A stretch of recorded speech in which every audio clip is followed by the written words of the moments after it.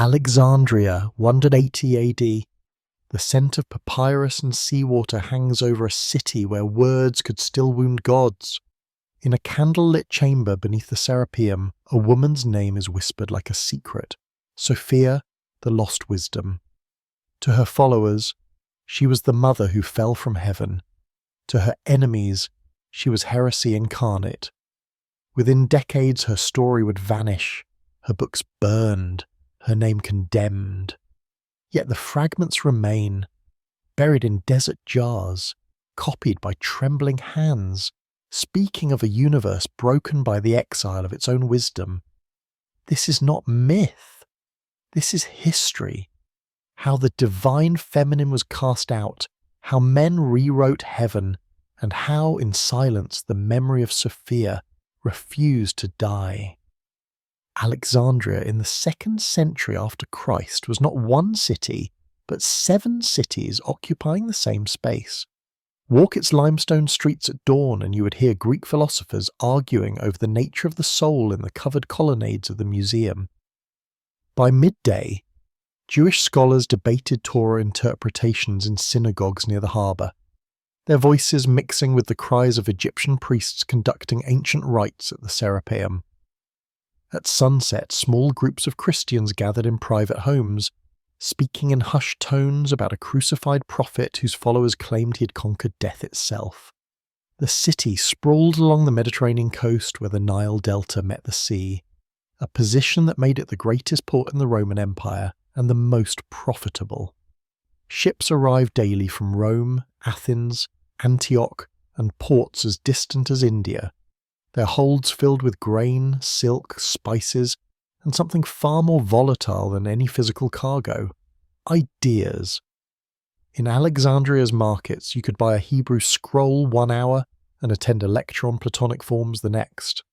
The city's famous library, though diminished from its legendary peak, still housed hundreds of thousands of texts.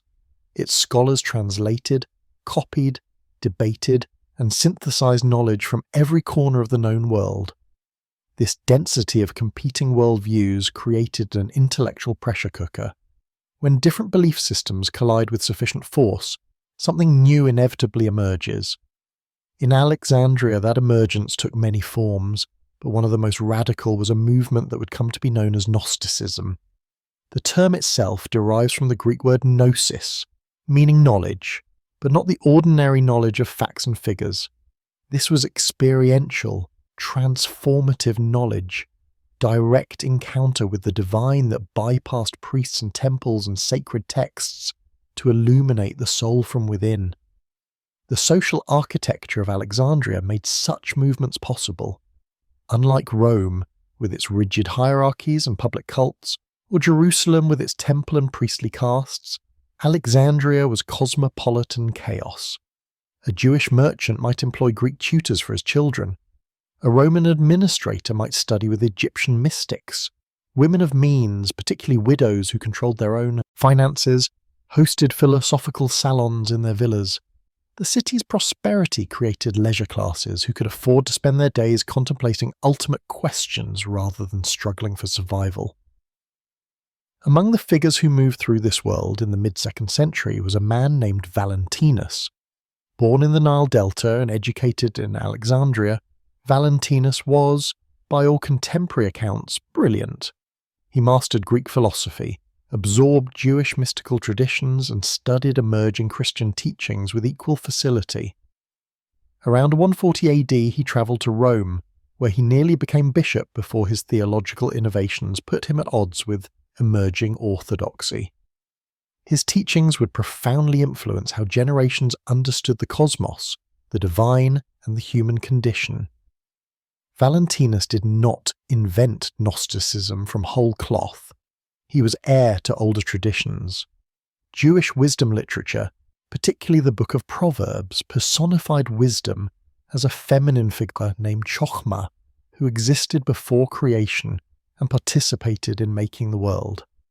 The Greek philosopher Plato had described reality as divided between a perfect realm of eternal forms and the imperfect material world that merely reflected those forms.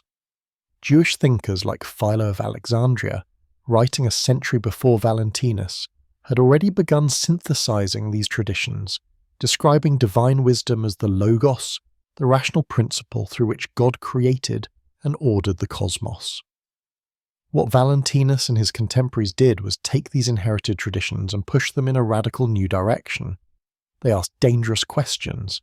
If God is perfectly good and the source of all being, why does the world contain so much suffering? Why is matter so often experienced as a prison for the soul? Why do human beings feel like strangers in the world, yearning for a home they cannot name? Orthodox Christianity was beginning to answer these questions by emphasizing human sin, free will, and the need for redemption through Christ. The Gnostics proposed something far more disturbing, that the world itself was a mistake, created not by the true God, but by a lesser, ignorant deity who believed himself supreme. And at the center of this cosmic error stood a feminine figure, whose name echoed through secret teachings in dozens of variations. Sophia, wisdom, the last and youngest of the divine emanations who fell from the realm of light and in her fall gave birth to matter, to time, to suffering, to the broken world we inhabit. This was not merely abstract theology. For those who gathered in Alexandria's hidden meeting places to hear these teachings, Sophia's story explained their own experience of alienation. They felt divided within themselves, torn between spirit and flesh, between knowledge and ignorance, between a dim memory of divine origin and the overwhelming presence of material limitation. Sophia's fall was their fall. Her exile was their exile. And if her story could be understood, perhaps it could also reveal the path home. The historical evidence for these early communities comes to us in fragments. The Church Fathers who opposed Gnosticism preserved summaries of its teachings, though always filtered through hostile interpretation.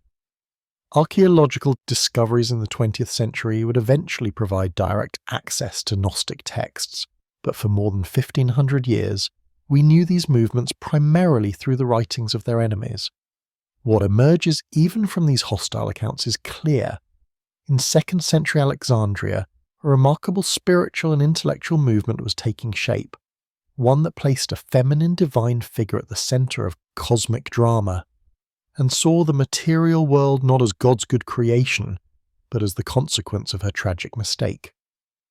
To understand how Sophia's myth emerged, we must first understand the cosmology that gave her context. Gnostic teachers described ultimate reality as the pleroma, a Greek word meaning fullness or totality.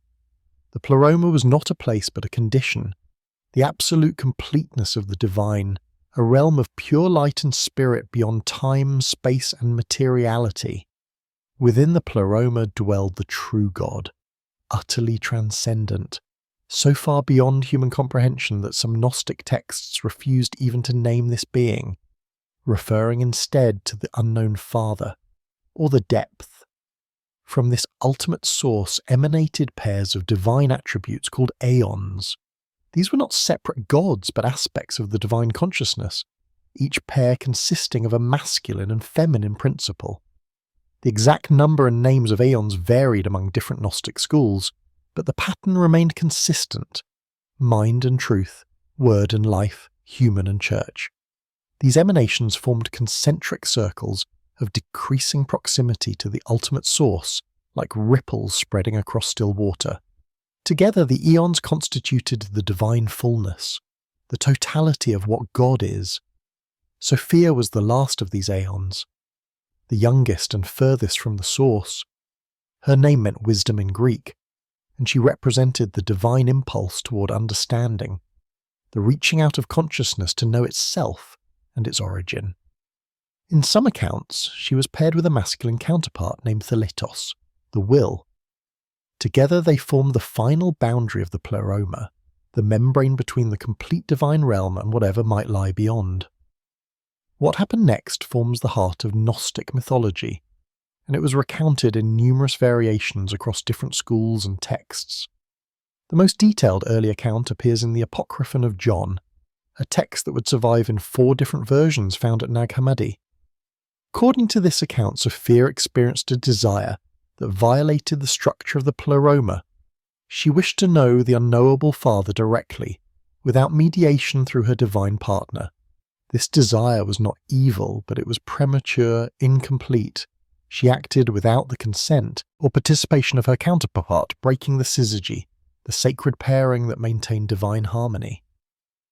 The texts describe this moment with remarkable precision. Sophia's thought went forth from her, but because it was not balanced by her partner's consent, it was incomplete, formless. She had attempted to create by herself, to bring forth an emanation from her own substance without going through the proper generative sequence that maintained order in the pleroma. The result was a being that emerged deformed, bearing no resemblance to its mother, ignorant, malformed, and filled with passion, rather than the serene completeness of the divine. This being would come to be called by many names: the Demiurge, the Craftsman, Yaldabaoth, Sackless the Fool, Samiel the Blind. He was divine in origin, possessing creative power, but lacking the gnosis, the true knowledge of the pleroma from which he had come. In Sophia's horror at what she had produced, she cast him out from her presence, and he fell far from the light, into the void that existed beyond the boundary of fullness. What follows in the Gnostic accounts reads like a tragedy that is simultaneously cosmic and intimate. Sophia recognized her error immediately. She had acted from passion rather than completeness, from individual desire rather than harmonious union with her partner. The texts describe her agony in vivid terms. She wept, she sought, she turned in every direction, searching for the light she had left behind. But she had become enmeshed in matter, in passion, in ignorance, the very qualities her malformed offspring possessed. She could not return to the pleroma because she had lost the gnosis, the direct knowledge of the Father that was her very nature. Meanwhile, in the darkness below, her offspring began his own terrible work. Not knowing his mother or the true God above, Yaldabaoth believed himself to be the only God. With the divine power he had inherited from Sophia, though lacking wisdom to guide that power, he began to create. From his own substance he generated the material universe, planets, stars, earth, time itself. He created archons, cosmic rulers to govern his creation. And finally he created human beings, fashioning their bodies from the dust of his material cosmos. But here the mythology takes a remarkable turn. When the Demiurge created humanity, he unknowingly included something that did not belong to him. Various Gnostic texts tell this moment differently, but the core remains constant. A spark of the divine light, ultimately deriving from Sophia herself, became trapped within human bodies. We contain within us a fragment of the pleroma, a seed of light that remembers its origin even when consciousness does not. This is why human beings feel alien in the world, why we experience matter as limitation, why we sense that we are not truly at home in our bodies, or in history or in the cosmos of time and space. Sophia's fall thus explains both cosmic and personal alienation in a single mythic structure. We suffer because the world is fundamentally flawed, created by an ignorant God who mistakes his limited realm for ultimate reality. We yearn for transcendence because we contain within us a spark that knows, however dimly, that we come from somewhere else, somewhere higher, somewhere characterized by light rather than shadow, by knowledge rather than ignorance, by spirit rather than matter. This cosmology had profound implications. If the material world was a mistake, then conventional religion, with its emphasis on obeying the Creator God, following his laws, making sacrifices in his temples, was not worship of the true divine but submission to the ignorant demiurge. If human beings contained a divine spark, then salvation came not through faith or works, but through gnosis, through recovering the knowledge of who we truly are. And if Sophia represented wisdom driven into exile by her own error, then the spiritual path was one of restoration, of gathering scattered fragments, of remembering what had been forgotten. For those who heard these teachings in Alexandria and beyond, They offered something that emerging Orthodox Christianity did not, an explanation for why the world felt wrong that did not depend on blaming human sin, and a promise of redemption that lay within reach of direct experience rather than requiring institutional mediation. But these same features made Gnosticism profoundly threatening to the religious structures taking shape in the 2nd century. A religion that saw the Creator God as ignorant undermined scriptural authority. A religion that located salvation in direct knowledge undermined priestly power. And a religion that placed a fallen feminine being at the centre of cosmic drama would not survive contact with patriarchal consolidation of ecclesiastical authority. The most extensive early account of Sophia's descent appears in a text called Pistis Sophia Faith Wisdom, which survives in a Coptic manuscript dating to the 4th century but reflecting much earlier Greek originals. This massive work, running to hundreds of pages in modern translation, presents itself as secret teachings Jesus gave to his disciples after the resurrection.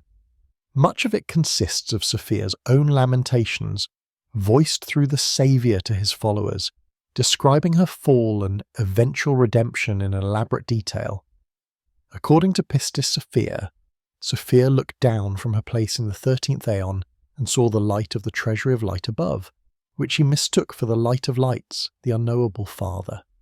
Filled with desire to reach that light, she began to descend, drawn by what she thought was the supreme divine presence, but was actually a trap set by the archons, the rulers of the material realms. As she descended, she passed through the 12 aeons and their rulers, each of which took from her a portion of her light power. By the time she realized her mistake, she had fallen so far from the pleroma that she could no longer see the light of her true home. The text describes 12 trials, 12 lamentations that Sophia uttered in the darkness. Each lamentation was later understood as corresponding to the 12 Odes of Solomon, or the 12 Psalms of repentance. Through these prayers, Sophia expressed her desperation, her grief, her recognition of error, and her hope for restoration. She was pursued by archons who sought to consume the remainder of her light. She was mocked by those who had led her astray.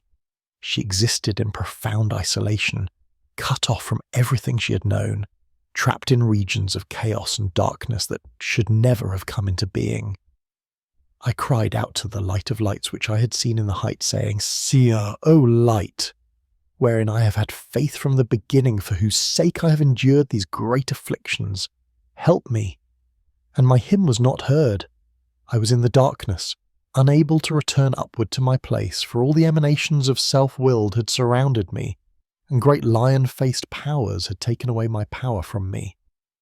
The language in these lamentations operates on multiple levels simultaneously. Cosmologically, they describe the creation of material reality as Sophia's light. Power was dispersed and captured by the archons, who used it to form and animate their creation. Psychologically, they map the experience of the soul trapped in matter, feeling abandoned by the divine, pressed upon from all sides by hostile cosmic forces. Liturgically, they provide words for the spiritual practitioner to use in their own ascent back toward the light. Another crucial text, the hypostasis of the archons, the reality of the rulers, tells the story from a different angle. This text, found in the Nag Hammadi library, focuses on what happened after Sophia's error produced the demiurge. Cast out into the darkness below the pleroma, Yaldabaoth began his work of creation, but he did so in ignorance of the true God above him. The text records his blasphemous claim, "It is I who am God, and there is none apart from me." This statement reveals the tragedy at the heart of Gnostic cosmology. The being who rules this world genuinely believes himself to be the ultimate deity. He is not evil in the sense of consciously opposing good. He is evil in the sense of being profoundly mistaken about reality itself, and using his power to enforce that mistake upon all creation. When Yaldabaoth spoke these words, a voice came from above saying, "Oh, you are wrong, Samael Dilubu," which means blind God. But the demiurge could not hear or understand this correction. He proceeded to create the archons, the rulers of the planets and the powers of the material cosmos. Together they created Adam, fashioning a human body from the dust of earth. But when they breathed into it, attempting to animate their creation, something unexpected occurred. The divine spark that had descended with Sophia, the spiritual light, power that had been dispersed in her fall, entered into humanity. The Archons had unwittingly created beings who contained within them the very thing they lacked: connection to the true divine. The texts present this moment as both tragedy and comedy. The rulers of the world trapped light within matter, yes, but in doing so they ensured that their creation would never be content with their rule. Human beings would always sense something beyond the visible cosmos, always feel the pull of return, always harbour within them a spark that recognised the material world as a prison rather than a home. Sophia herself remained in anguish. Some texts describe her as divided. Her higher aspect, sometimes called the Sophia above, remained at the edge of the pleroma, never having fully fallen, while her lower aspect, the Sophia below, or Achamoth, dwelt in the regions of matter and chaos. This division represented the tragedy of consciousness split against itself, knowing light but experiencing darkness, remembering wholeness but inhabiting fragmentation. Yet even in her fallen state, Sophia continued to work toward restoration. She became the mother of all living souls, the source of the spiritual element in humanity.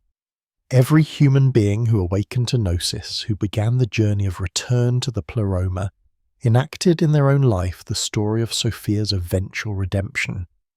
The spiritual path was therefore not just an individual salvation, but a participation in cosmic restoration, a gathering of the scattered light, a mending of the broken mirror that divine wisdom had become when it fell into matter.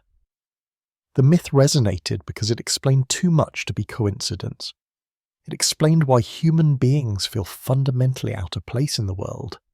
It explained why religious institutions seem to worship a deity whose concern for power and obedience made him seem less than perfectly good. It explained the origin of matter and evil without making the supreme God responsible for either. And it did all this while centering the story on a divine feminine principle, whose fall was not punishment for disobedience but the consequence of passionate desire to know, a mistake perhaps, but a mistake born from love rather than hatred, from curiosity rather than rebellion. In the flickering lamplight of Alexandrian meeting rooms, scribes copied these texts onto papyrus. Each letter formed carefully, each word checked against the master copy, each page assembled into codices that would be hidden away when persecution came. They could not have known that some of these books would survive buried in desert sands for 1,600 years, or that when they were finally rediscovered, they would shake the foundations of how Western civilization understood early Christianity. They knew only that the story of Sophia explained something about existence that the emerging Orthodox narrative did not. They copied the texts because they believed the wisdom within them mattered, because they sensed that this story of the fallen divine feminine revealed something true about the cosmos and the human condition. They were writing in times stolen from sleep, in spaces borrowed from public observation, in languages that would shift and mutate across centuries. But what they wrote would endure, in burial, yes, in silence, certainly, but endure nonetheless, waiting in darkness for the day when seekers would once again ask the questions that Sophia's myth was designed to answer. By the late 2nd century, communities oriented around Gnostic teachings had proliferated across the Eastern Mediterranean. These were not unified movements with the central authorities, but diverse schools sharing common themes and concerns. The Valentinians, followers of Valentinus's teachings, were perhaps the most sophisticated intellectually. The Sethians, who traced their spiritual lineage to Seth, the third son of Adam, developed elaborate systems of cosmic geography and astral ascension. The followers of Basilides in Alexandria taught complex doctrines about divine emanations and the role of suffering in spiritual development. Numerous smaller groups, often known only from hostile descriptions in heresiological literature, gathered in cities from Rome to Syria to explore what they understood as secret knowledge. These communities met in private homes rather than public buildings. This was partly necessity. They lacked the resources and legal standing to construct dedicated spaces. But it was also theology. If gnosis came through direct experience rather than institutional mediation, then elaborate temples were unnecessary. What mattered was teaching, ritual practice, and communal exploration of sacred texts. The evidence suggests that these groups were often small, rarely more than a few dozen members, bound together by shared knowledge of secret teachings and common ritual practices. Women played prominent roles in many Gnostic communities, a fact that scandalized the church fathers who wrote about them. The heresiologist Epiphanius, writing in the late 4th century, described groups where women served as teachers, performed baptisms, and exercised authority equal to men. He mentioned by name several women he considered particularly dangerous. Flavia Sophia taught in Rome, attracting followers with her interpretations of scripture that emphasized the divine feminine. Marcellina brought teachings from Alexandria to Rome around 50 AD, establishing a community that venerated images of Jesus, Pythagoras, Plato, and Aristotle, alongside Homer, displaying an eclectic approach to wisdom that horrified Orthodox critics. The evidence for women's leadership extends beyond hostile reports. 2nd and 3rd century epitaphs from Asia Minor record women serving as presbyters and deacons in communities that may have held Gnostic sympathies. Gospel texts found at Nag Hammadi portray Mary Magdalene as Jesus' closest disciple, the one to whom he revealed the deepest mysteries, creating tension with Peter and the male apostles. The Gospel of Mary, which survives only in fragments, presents Mary instructing the other disciples about teachings the Saviour had shared with her privately. When Peter objects that Jesus would not have given such profound teaching to a woman, Levi replies, "If the Saviour made her worthy, who are you to reject her?" This egalitarian impulse had theological roots. If the divine was constituted by masculine and feminine pairs of aeons, if Sophia the feminine was as essential to the cosmic drama as any masculine principle, then excluding women from religious leadership made no sense. Moreover, Gnostic soteriology emphasized direct spiritual knowledge accessible to anyone regardless of social status or gender. Salvation came through gnosis, not through sacraments administered by ordained priests. This democratization of religious authority posed an obvious threat to emerging ecclesiastical structures that increasingly limited priesthood to males and concentrated power in bishops. The rituals performed by Gnostic communities remain somewhat mysterious, known mostly through hostile descriptions and fragmentary references in their own texts. Baptism clearly played a crucial role, but it was understood differently than in Orthodox Christianity. For Gnostics, baptism was not primarily about washing away sin, but about enlightenment, about receiving the seal that marked one as belonging to the realm of light rather than the creation of the demiurge. Some groups practiced multiple baptisms corresponding to ascent through different levels of spiritual reality. Other rituals centered on the bridal chamber, a sacrament that some interpreters understand as actual sexual union performed as sacred mystery, while others read as symbolic representation of the soul's reunion with its divine counterpart. The Gospel of Philip speaks extensively about the bridal chamber as the holiest of mysteries, superior even to baptism. The Lord did everything in a mystery: baptism, chrism, Eucharist, redemption, and bridal chamber.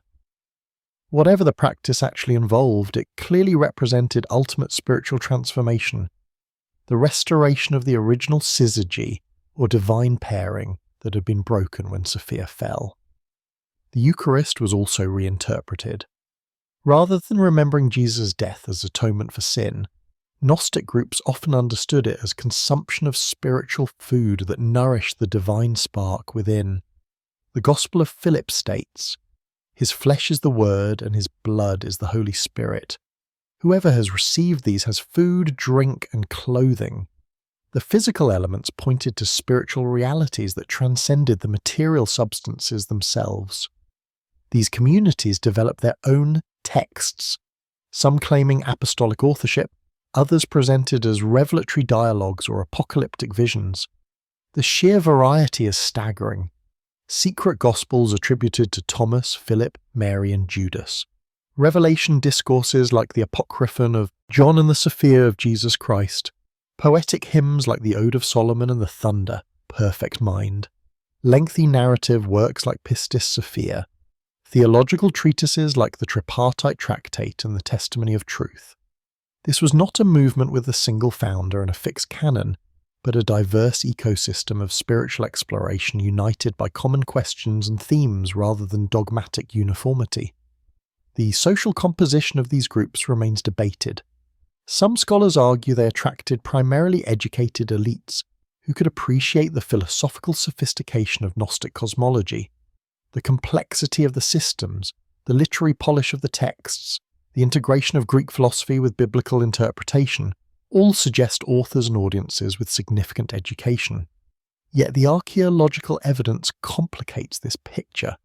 Gnostic texts have been found in both urban centres and remote monasteries. The Nag Hammadi library was buried in Egypt's agricultural heartland, far from elite intellectual circles. Literacy rates in the ancient world were low, but these texts were clearly being read, copied and valued by communities that found in them something worth preserving. The early church was not yet the monolithic institution it would become. In the late 2nd century, Christianity itself was a diverse movement with competing visions of what it meant to follow Jesus. The boundaries between orthodoxy and heresy had not yet hardened. A Christian in Rome might hold beliefs that a Christian in Alexandria considered strange and vice versa. Letters from bishops to each other reveal ongoing negotiations about practice and doctrine. When we read of Gnostic churches, we should not imagine a sharp divide between right belief and heresy, but rather a spectrum of communities exploring different answers to the question of what Christian faith entailed. But the church fathers who wrote against Gnosticism saw not adversity but danger. They recognized that if Gnostic interpretations prevailed, the kind of Christianity they envisioned, hierarchical, doctrinally unified, politically legible to Roman authorities, could not survive. The battle was not yet openly violent in the late 2nd century, but it was intensifying. Church leaders began writing refutations, establishing creeds, defining which texts could be read in worship and which must be rejected. The conflict was theological, but its stakes were institutional power, social cohesion, and the very definition of Christianity itself. In 177 AD, a Greek bishop named Irenaeus completed a massive work that would shape Christian orthodoxy for centuries, against heresies, known in full as the detection and refutation of what is falsely called knowledge. Writing from Lugdunum in Gaul, far from the intellectual centres of Alexandria and Rome, Irenaeus constructed what remains the most comprehensive ancient attack on Gnostic teaching. His work is invaluable not only because it preserved detailed accounts of Gnostic systems that would otherwise be lost, but because it reveals the theological and political logic driving the formation of Orthodox Christianity. Irenaeus had personal connections to the apostolic generation. He claimed to have known Polycarp, Bishop of Smyrna, who himself had known John the Apostle. This chain of transmission mattered enormously in an age before canonical Gospels were universally accepted. If you could claim direct connection to the Apostles through a line of teachers, your interpretation carried special weight. Irenaeus used this authority to argue that the truth of Christianity had been passed down through clear succession from the Apostles to bishops, while Gnostic teachings represented later innovations that corrupted the original message. The structure of Irenaeus's argument reveals his concerns. Book 1 of Against Heresies systematically describes Gnostic cosmologies, focusing particularly on Valentinian teachings about the pleroma, the aeons, and Sophia's fall. Irenaeus presented these systems in elaborate detail, sometimes mockingly, as Brock fantasies too complex to be true. His rhetorical strategy was to make Gnostic cosmology seem absurd by emphasizing its complexity. How could salvation depend on understanding dozens of eons with obscure names?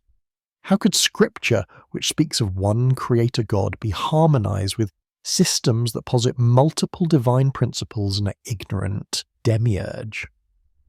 Book 2 attacks the philosophical and scriptural reasoning Gnostics used to support their views. Irenaeus argues that Gnostic interpretation of Scripture is arbitrary, twisting texts to fit predetermined conclusions. When Gnostics read the creation account in Genesis and identify the Creator as the ignorant demiurge rather than the true God, they do violence to the plain meaning of the text. When they read Proverbs 8, where wisdom declares the Lord created me at the beginning of his work, and identify this wisdom as the Sophia who fell, they ignore the context that portrays wisdom as God's harmonious partner in creation, not as a tragic figure who erred. Books 3 and 4 present Irenaeus' positive theology, one God who is both creator and redeemer, one economy of salvation running from creation through incarnation to final restoration. Where Gnostics saw discontinuity between the Old Testament creator and the New Testament redeemer, Irenaeus insisted on absolute unity. The God who made the world is the Father of Jesus Christ. Material creation is good, not a mistake. The body matters. Resurrection will be physical, not merely spiritual.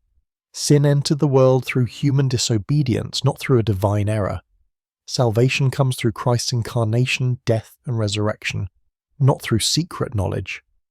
Book 5 addresses eschatology and the resurrection, explicitly rejecting Gnostic contempt for matter. Irenaeus argues that if matter were inherently evil, God could not have become incarnate in flesh and there could be no hope for bodily resurrection. The Gnostic view that only the spirit is redeemed while the body perishes struck him as fundamentally anti-Christian, denying the goodness of creation and the scope of redemption. What makes Irenaeus particularly significant is not just his theological arguments, but his ecclesiology, his vision of how the church should be structured. He insists that truth is preserved through apostolic succession, the unbroken line of bishops tracing back to the apostles. Churches founded by apostles maintain the authentic teaching. Bishops are its guardians. This institutional framework provides stability against the proliferation of competing interpretations. Where Gnostics claim secret traditions passed orally from Jesus to inner circles of disciples, Irenaeus asserted that the apostles taught openly, establishing churches with public teaching that could be verified. The political implications are unmistakable. If authority resides in the line of bishops, then individual claims to direct spiritual knowledge become suspect. The institutional church becomes the arbiter of truth, not that the individual believer's experience of gnosis. This was not merely theology, but practical governance. By Irenaeus' time, Christians were attracting significant attention from Roman authorities. The empire required legible, stable institutions with clear leadership. Christianity modelled on Gnostic principles, diverse, decentralized, emphasizing individual experience over institutional authority, would struggle to gain legal recognition or political traction. Irenaeus wrote during the reign of Marcus Aurelius, the philosopher-emperor whose meditations reveal deep Stoic commitment to unity, order, and rationality. The empire itself was under strain. Plague had swept through the Mediterranean in the 160s, killing millions. Germanic tribes pressed on northern frontiers. The Antonine peace that had characterized the 2nd century was beginning to fray. In this context, Roman authorities looked with suspicion on religions that promoted division and novelty rather than stability and tradition. The Christians who would ultimately gain Roman acceptance were those who could present themselves as unified, hierarchical, doctrinally coherent, and socially conservative. Irenaeus' theology served these needs perfectly. His refutation of Gnosticism was also a construction of orthodoxy, not just saying what Christianity is not, but defining positively what it must be to survive and thrive in imperial context. The emotional tone of Against Heresies shifts between sections. Sometimes Irenaeus writes with academic detachment, carefully explaining systems he opposes. Other times, anger breaks through, particularly when discussing female leadership in Gnostic communities or their reinterpretation of Scripture. He expresses genuine concern for believers led astray by plausible speech and good words. He sees himself defending vulnerable Christians from spiritual predators offering false knowledge that promises enlightenment but delivers confusion. Yet reading Irenaeus alongside the Gnostic texts themselves reveals a profound irony. The philosophical sophistication, the psychological depth, the willingness to confront the problem of suffering without easy answers, these qualities in Gnostic thought compare favourably with the sometimes simplistic solutions offered by emerging orthodoxy. When Gnostics asked why an omnipotent, benevolent God would create a world filled with suffering, the Orthodox answer, that human sin corrupted an originally good creation, raised as many questions as it answered. The Gnostic proposal that the creator of this world is not the supreme God was more radical, but also more honest about the apparent disconnect between divine perfection and cosmic imperfection. Irenaeus and his generation of heresiologists faced a genuine dilemma. They could see that diversity was becoming liability. Multiple competing versions of Christianity confused potential converts and provided ammunition for pagan critics. If Christians themselves could not agree on basic questions, was matter good? Was the Creator God the supreme being? How many divine principles existed? Why should anyone outside the movement take Christian claims seriously? Unity required boundaries. Boundaries required authorities to enforce them. And enforcement required identifying, refuting, and ultimately excluding those whose teachings fell outside the emerging consensus. The process was not immediate or complete. Gnostic communities would survive for centuries in some regions, but the trajectory Irenaeus set was clear. Christianity would be doctrinally unified under episcopal authority, or it would fail. The diversity that characterized the 2nd century would give way to the consolidated orthodoxy of the 4th, and in that consolidation Sophia would have no place. A fallen divine feminine whose error created the material world could not be accommodated within a theology that insisted on one God, male-imaged, who created matter good and ruled without mistake or tragedy. The connection between gender and heresy in early Christian polemic is impossible to ignore. When church fathers attacked Gnostic teachings, they frequently linked doctrinal error with feminine weakness and women's leadership. This rhetorical pattern reveals that what was at stake in the conflict with Gnosticism was not merely theological precision, but the structure of power itself, who could teach, who could lead, and whose experience of the divine counted as authoritative. Tertullian, writing around 200 AD in North Africa, produced some of the most vitriolic attacks on women's religious authority. In his treatise on the prescription of heretics, he writes, "These heretical women, how audacious they are! They have no modesty. They are bold enough to teach, to dispute, to enact exorcisms, to undertake cures, and, it may be, even to baptize. The activities Tertullian lists, teaching, disputing, performing rituals, were precisely those that male clergy claimed as their exclusive domain. That women in Gnostic communities exercised these functions was, for Tertullian, proof of heresy itself." In another work, On the Veiling of Virgins, Tertullian explicitly connects women's subordinate status to cosmic order. It is not permitted for a woman to speak in church, nor is it permitted for her to teach, nor to baptize, nor to offer, nor to claim for herself a lot in any manly function, least of all in priestly office. The logic flows from creation order, from Paul's letters, from cultural assumptions about nature, but also from immediate political concern. If women could exercise the same religious functions as men, the distinction between clergy and laity, between those authorized to mediate divine grace and those dependent on such mediation, would collapse. Hippolytus of Rome, writing his refutation of all heresies in the early 3rd century, devoted considerable attention to a Gnostic teacher named Marcus, who apparently had many female followers. Hippolytus portrayed Marcus as a seducer who used magical tricks to impress susceptible women then exploited their devotion for sexual purposes. Whether these charges had any basis beyond misogyny is impossible to determine. What is clear is the rhetorical function. By sexualizing women's attraction to Gnostic teaching, Hippolytus delegitimized their theological choices. Women followed heretical teachers not because they found the teachings compelling, but because they were weak-minded, easily deceived, prey to bodily passions rather than rational judgment.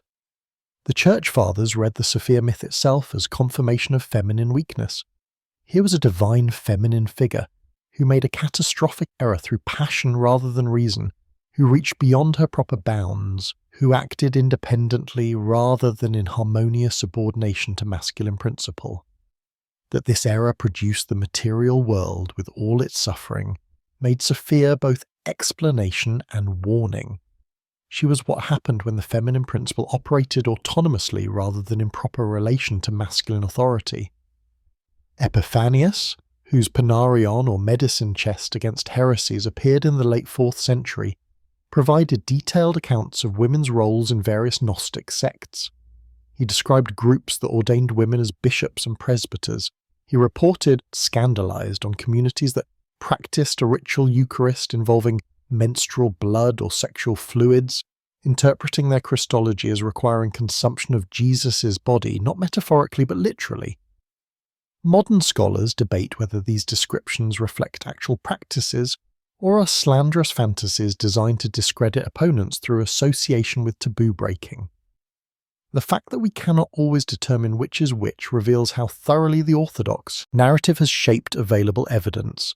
Yet even in hostile sources, we can detect traces of an alternative Christianity where gender was not destiny, where women's spiritual experience and authority were valued, where the divine itself was understood to transcend binary gender categories. The Gnostic text, Thunder Perfect Mind, presents a feminine divine voice, speaking paradoxes. I am the first and the last. I am the honoured one and the scorned one. I am the whore and the holy one. I am the wife and the virgin. I am the mother and the daughter. I am the silence that is incomprehensible and the idea whose remembrance is frequent. This liturgical poem found at Nag Hammadi depicts divine femininity as encompassing all opposites, refusing categorization, transcending the dualities that structure conventional thought. It is impossible to imagine such a text being read in the churches that Irenaeus and Tertullian were constructing, where hierarchy, clarity, and masculine authority were being established as marks of authentic Christianity. Archaeological evidence provides another perspective on women's roles. Inscriptions from Asia Minor in the 2nd and 3rd centuries record women serving as presbyters, deacons, and even bishops in communities that may have held Gnostic sympathies. An epitaph from Phrygia commemorates Ammian presbyter. Another from the same region honours Nanaz bishop. These are not hostile reports, but community memorials, suggesting that whatever opposition existed to women's leadership did not prevent some churches from ordaining them. The conflict over women's authority was not separate from the conflict over Sophia's myth. They were dimensions of the same battle. If the divine feminine had fallen through error, then women's religious authority was compromised at the cosmic level. If women could be teachers and priests, then Sophia's tragic mistake was not paradigmatic for female nature. The Church Fathers intuitively grasped this connection. By embedding gender hierarchy in cosmic mythology, Sophia falls because she acts independently of her masculine counterpart. They provided theological rationale for social order, but the relationship between theology and social practice runs both directions. It is equally plausible that the emerging orthodox cosmology, which removed feminine divine principles and centered everything on a male god and male saviour mediated through male priests, reflected and reinforced social arrangements where male authority was being consolidated against female claims. Theology does not exist in social vacuum. It is always shaped by the power relations of the communities that produce it. What was lost when Sophia's myth was suppressed? At minimum, a way of imagining the divine that included feminine alongside masculine. that saw ultimate reality as constituted by relationship between gendered principles rather than by solitary masculine sovereignty. Lost too was a cosmology that faced squarely the problem of suffering by locating cosmic error in divine drama rather than in human sin alone. And lost, perhaps most significantly, was space for women to exercise religious authority on the basis that they participated in divine wisdom, represented sacred feminine principle, mediated gnosis as effectively as any man. The texts from Nag Hammadi would not be read again until the mid-20th century. For 1600 years, the Sophia traditions existed only in fragments, in the hostile summaries of heresiologists, in echoes and influences that survived despite official suppression. During that long silence, Western Christianity developed without any significant feminine divine figure, without theological validation for women's religious authority, with a cosmology that saw matter as good creation, but often treated actual bodies, especially women's bodies, as problematic at best and dangerous at worst. The feminine heresy was not that the Gnostics worshipped a goddess, they maintained that the ultimate divine was beyond gender. The heresy, in the eyes of emerging orthodoxy, was that they refused to accept male monopoly on religious authority, and they grounded that refusal in a cosmology where the divine feminine was indispensable to understanding both the origin of the cosmos and the path of return to the light. The 3rd century brought catastrophe for Christianity in all its forms. The relative tolerance that had prevailed under the Antonine emperors gave way to systematic persecution under the Severan and later the Decian regimes. In 250 AD, the Emperor Decius issued an edict requiring all citizens of the empire to perform sacrifice to the traditional gods and to the genius of the emperor, obtaining certificates proving their compliance. Christians who refused faced imprisonment, torture, and execution. The decree aimed not at extermination, but at coercion, forced Christians to choose between their faith and their lives. The persecution fell on Orthodox and Gnostic Christians alike. Roman authorities did not distinguish between theological factions. A Christian was a Christian, and all were guilty of atheism for refusing to honour the gods and of disloyalty for prioritising their sect over the state. Churches were shuttered, bishops were arrested, sacred books were confiscated and burned. The Decian persecution lasted only 2 years before the emperor died fighting Goths, but it established a precedent. When Diocletian launched an even more severe persecution in 303, the pattern was familiar. Demand that Christians surrender their scriptures, betray their clergy, and demonstrate loyalty to the empire by offering sacrifice. These persecutions forced agonizing choices. Those who surrendered scriptures to authorities, the traditors or the handers over, were later treated with suspicion or contempt by believers who had endured torture rather than comply. Communities split over whether those who had lapsed during persecution could be readmitted to fellowship, and if so, on what terms. The question of authority became acute. Who could forgive such betrayal? Only bishops. Or could confessors, those who had suffered for the faith, exercise comparable authority? For Gnostic communities, persecution was doubly dangerous. They faced the same external pressure as Orthodox Christians, but they also faced increasing internal opposition from the consolidating Catholic Church. Even before imperial persecution intensified, bishops were working to define and enforce orthodoxy. The principle of apostolic succession that Irenaeus had articulated was hardening into institutional structure. Synods and councils met to coordinate doctrine and discipline. Texts were being sorted into categories. Some approved for liturgical reading, others accepted as edifying but not authoritative, still others condemned as heretical and dangerous. The Gnostic scriptures were obviously in the 3rd category. No bishop building institutional authority through apostolic succession would accept texts claiming that the Creator God was ignorant, that matter was error, that salvation came through secret knowledge rather than faith and sacraments. As the 3rd century progressed and the Catholic Church gained organisational coherence, possessing Gnostic texts became not just theologically suspect but organisationally dangerous. communities that read these books marked themselves as outside the emerging mainstream. Direct evidence for organised destruction of Gnostic texts in this period is sparse but suggestive. Eusebius of Caesarea, writing his church history in the early 4th century, describes how heretical books were collected and burned to prevent their spread. He reports that Serapion, bishop of Antioch around 200 AD, investigated the Gospel of Peter being used in a church at Rossus and condemned it after consulting with those who were acquainted with this Gospel, that is, the successors of those who had first used it.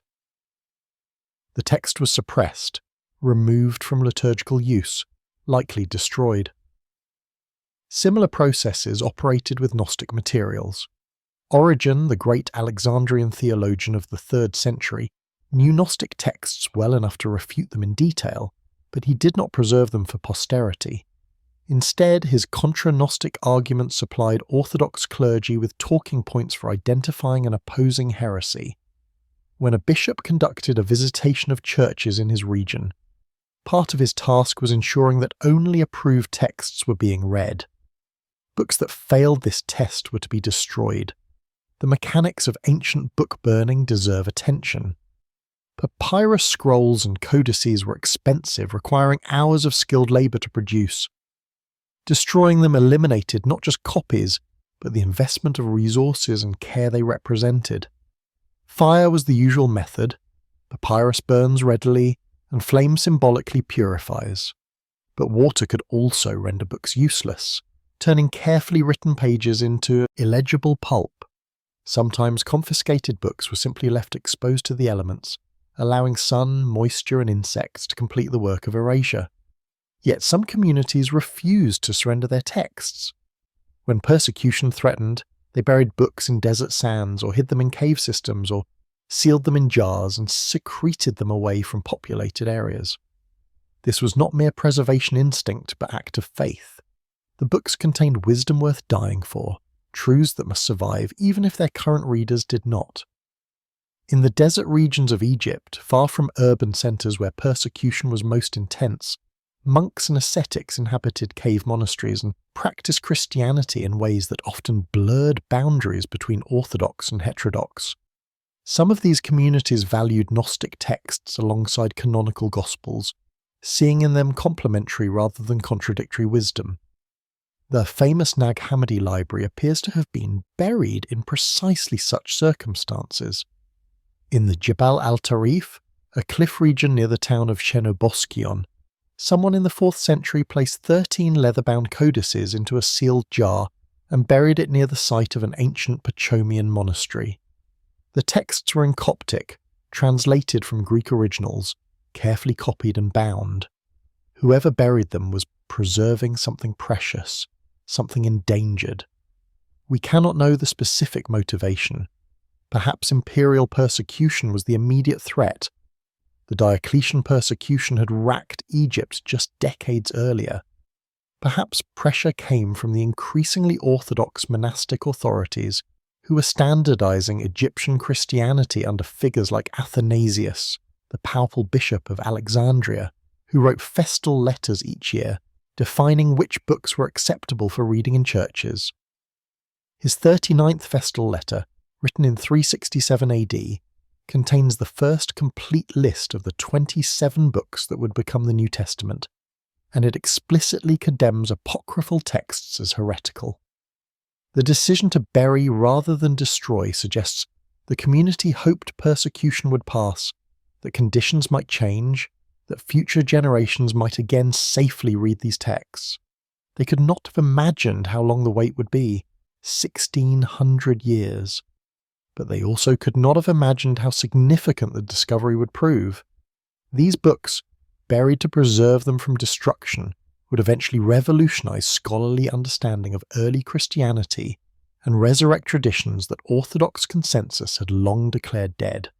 The emotional weight of that moment, the last reading before burial, the decision about which texts to save, the careful wrapping and sealing, the trek into the desert, the choice of hiding place, the final covering with sand, must have been immense. This was the community's treasury, its secret knowledge, its connection to teachings they believed came from Jesus himself. They were committing these books to earth as one commits a body in hope of future resurrection. When Constantine convened the Council of Nicaea in 325 AD, the Roman Empire stood at a hinge point in religious history. Constantine had converted to Christianity following his victory at the Milvian Bridge in 312, attributing his military success to the Christian God. But the Christianity he encountered was fractured by theological disputes, particularly the Arian controversy over whether Christ was homoousios, of the same substance as God the Father, or merely the highest created being. For an emperor who needed religious unity to match his political unification of the empire, this division was intolerable. Nicaea was not primarily about Gnosticism. The Council Fathers gathered to address the Arian question and to standardize ecclesiastical practice across the empire. But the implications for any residual Gnostic influence were definitive.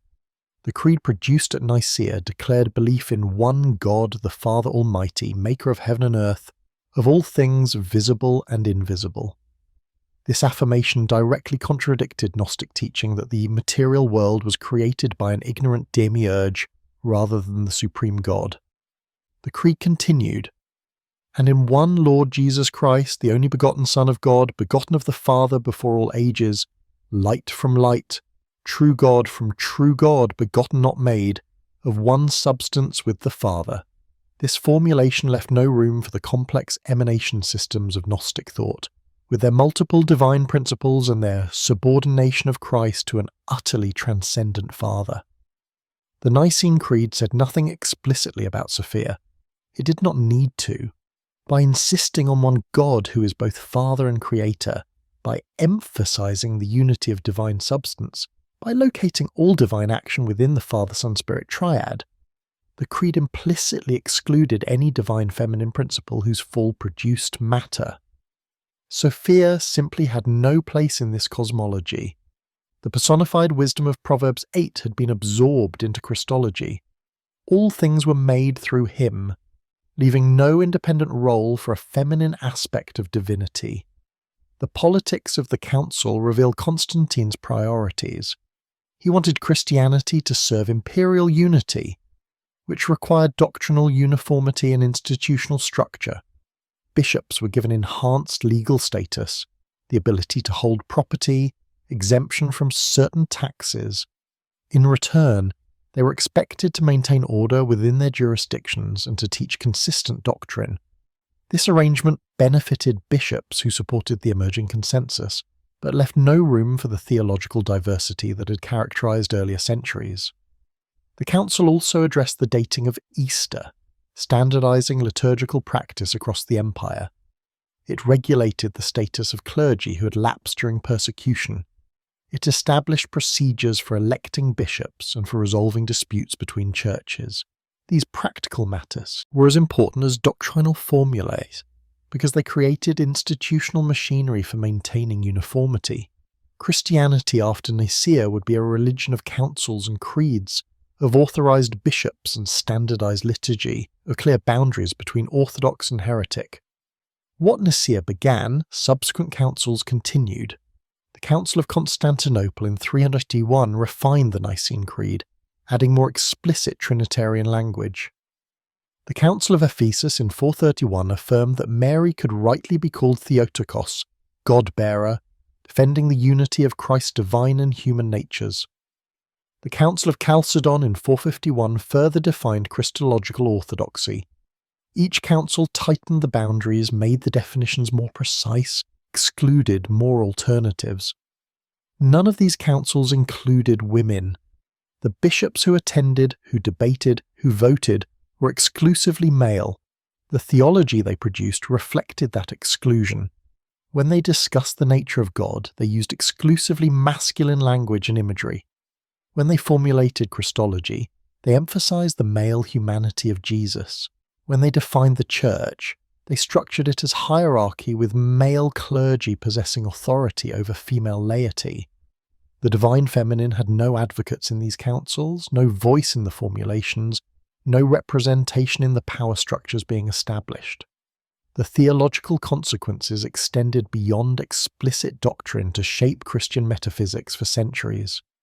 The sharp distinction between creator and creature, with no intermediate beings or emanations, meant that humans related to God not through graduated levels of spiritual ascent, but through faith, grace, and sacraments mediated by the institutional church. The affirmation that matter was good creation meant that Gnostic contempt for the body was rejected, but it also meant that questions about why a good God created a world containing so much suffering became more difficult to answer. The emphasis on historical salvation through Christ's death and resurrection displaced any notion of salvation through gnosis, through direct spiritual knowledge accessible outside ecclesiastical mediation. Elaine Pagels, in her groundbreaking work Gnostic Gospels, argues that the political and theological developments of the 4th century were inseparable. The Christianity that emerged victorious was not simply the most faithful to apostolic teaching or the most intellectually compelling. It was the version that could function as imperial religion. It had clear leadership structures, defined doctrine, standardized practice, and the ability to discipline members who deviated. Gnostic Christianity, with its emphasis on individual spiritual experience, its diversity of teachings, its rejection of institutional mediation, could never have served Constantine's purposes. Karen King, in What is Gnosticism, takes this further, arguing that the category Gnosticism itself is partly a heresiological construct. Early Christians never used the term to describe themselves. The Church Fathers grouped together diverse movements under labels like Gnostics or Valentinians to make them easier to refute as a unified heresy.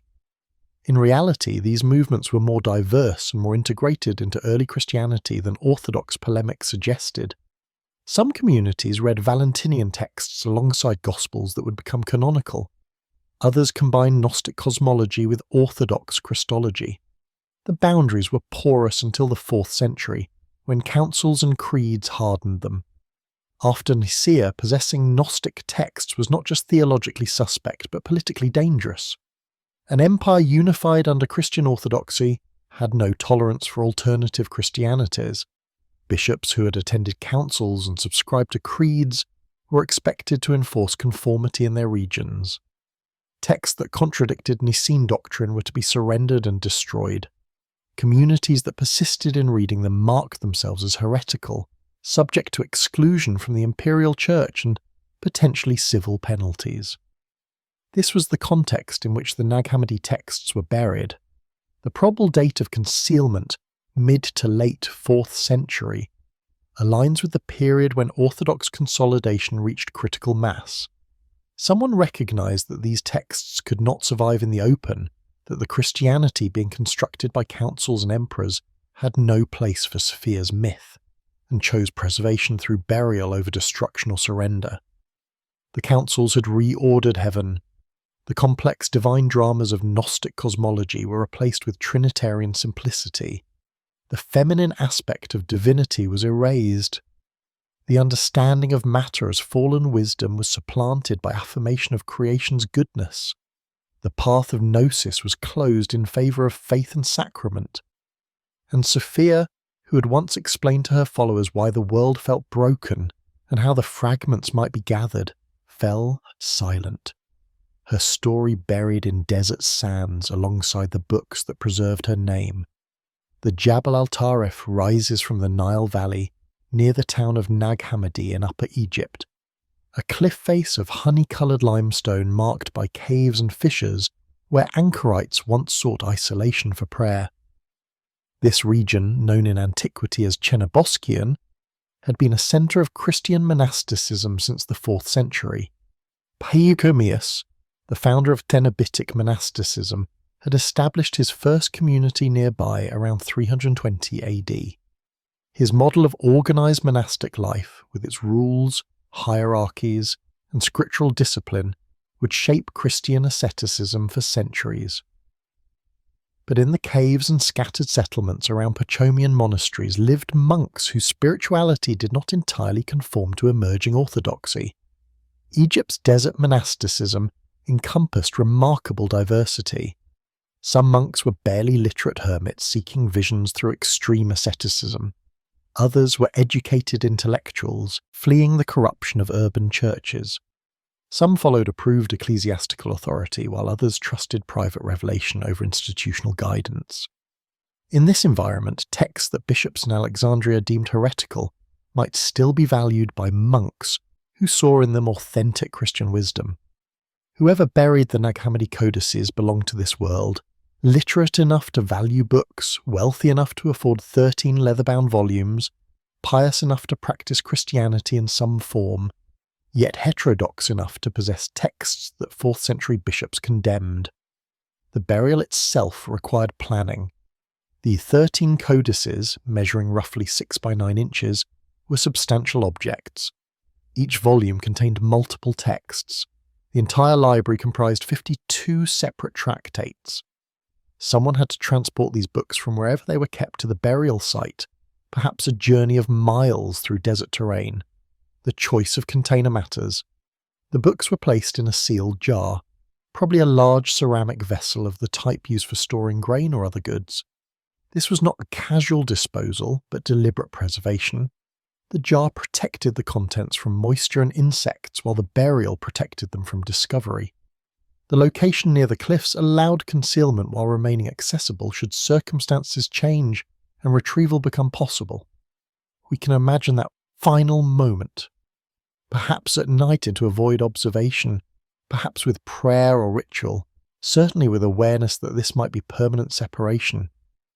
The books represented years of labour, translation from Greek to Coptic, transcription by hand, binding into codices. They contained teachings that someone believed were essential to understanding Christ's message. To bury them was to admit defeat in the present while maintaining hope for the future. The text remained hidden for 1,600 years. During those centuries, the cliffs eroded and the landscape shifted. The Pachomian monastery that may have been home to the text owners disappeared. The town of Chennaboscion was abandoned and eventually replaced by Nag Hammadi. Islam came to Egypt, replacing Byzantine Christianity as the dominant religion. The Ottoman Empire rose and fell. European colonialism arrived. Egypt gained independence. Through all this history, the jar and its contents lay undisturbed beneath desert sand and rock. In December 1945, several peasants from the nearby village of Al-Khazir were digging for sabak, a soft soil used as fertilizer, at the base of the Jabal al-Tarif. One of them, Muhammad Ali al-Saman, struck something hard with his mattock. Excavating carefully, they unearthed a large sealed jar. Muhammad Ali later described his hesitation before breaking the jar. Local legends spoke of spirits trapped in such containers. But greed overcame fear. He hoped the jar might contain gold. He smashed it with his mattock. Inside were books, not gold but 13 leather-bound volumes whose pages were covered with incomprehensible writing. Disappointed but practical, Muhammad Ali and his brothers gathered the books and carried them home. His mother later admitted to burning several pages as kindling for their oven, a tragic irony that wisdom buried to escape flames was partially destroyed by flames nonetheless after its discovery. Muhammad Ali recognized that the books might have value even if not gold. He brought some of them to a local priest, who kept one volume but suggested the others might interest a teacher in the area. Through a chain of contacts involving Coptic clergy, antiquities dealers, and eventually government officials, the codices began their journey from peasant discovery to scholarly attention. The route was circuitous and involved considerable skullduggery. Egypt had laws against exporting antiquities, but the potential black market value of ancient manuscripts was enormous. Some codices were smuggled out of Egypt and ended up in the hands of European and American dealers. One volume, now known as the Jung Codex, was purchased by the Jung Institute in Zurich. Egyptian authorities worked to recover the exported materials while securing those that remained in the country. It took years for the complete library to be reassembled, photographed, and made available for scholarly study. The first serious academic examination of the text began in the late 1940s when French scholar Jean Dorès gained access to some of the codices. His initial reports, published in the early 1950s, created sensation among historians of early Christianity. Here were texts that had been known only through hostile summaries in patristic writings: the Gospel of Thomas, the Apocryphon of John, the Gospel of Truth. Their survival proved that Gnostic Christianity had been far more sophisticated than Church Fathers suggested. But full publication and translation would take decades. Politic, scholarly rivalries, and the sheer magnitude of the task created delays. An international committee was formed to oversee publication of critical editions. Photographs of the manuscripts were restricted, limiting access to a small circle of specialists. Some scholars who gained early access to materials guarded them jealously, creating resentment among those excluded. Not until the 70s were complete translations published in English and other modern languages, and not until the 1990s were high-quality photographs of all the manuscripts finally made widely available. The delay was frustrating for scholars and devastating for public knowledge. For 3 decades after the discovery, most people interested in early Christianity knew the texts existed but could not read them. Rumours and speculation filled the void. Some suggested the texts were being suppressed because they contradicted Orthodox Christianity. Others claimed they contained explosive revelations about Jesus. The reality proved more complex and, in many ways, more profound than the speculation. When scholars finally gained full access to the library, they discovered extraordinary diversity. Some texts were clearly Gnostic in the classical sense, teaching about the pleroma, the demiurge, and salvation through knowledge. Others were harder to categorize: philosophical treatises, hermetic texts, excerpts from Plato's Republic. The collection suggested a library assembled not to preserve a single theological tradition, but to serve a community interested in wisdom from multiple sources. The Gospel of Thomas, perhaps the most famous text in the collection, contains no narrative, but consists entirely of sayings attributed to Jesus. Some of these sayings parallel material in the canonical Gospels, while others are unique. Saying 114, which ends the text, has Jesus declaring, "I myself shall lead her in order to make her male, so that she too may become a living spirit resembling you males. For every woman who will make herself male will enter the kingdom of heaven." Scholars debate whether this reflects Gnostic gender theory, encrotite rejection of sexuality, or metaphorical language about spiritual transformation. The ambiguity is characteristic. These texts resist easy interpretation. The Apocryphon of John, found in 3 different versions in the Nag Hammadi library, and in a 4th version in another manuscript collection, presents one of the most complete Gnostic cosmologies. It begins with John the son of Zebedee troubled by a Pharisee's claim that Jesus led his followers astray. Jesus appears in a vision and reveals the true nature of reality, the unknowable Father, the emanation of the eons, Sophia's fall, the creation of the demiurge, and the path of return.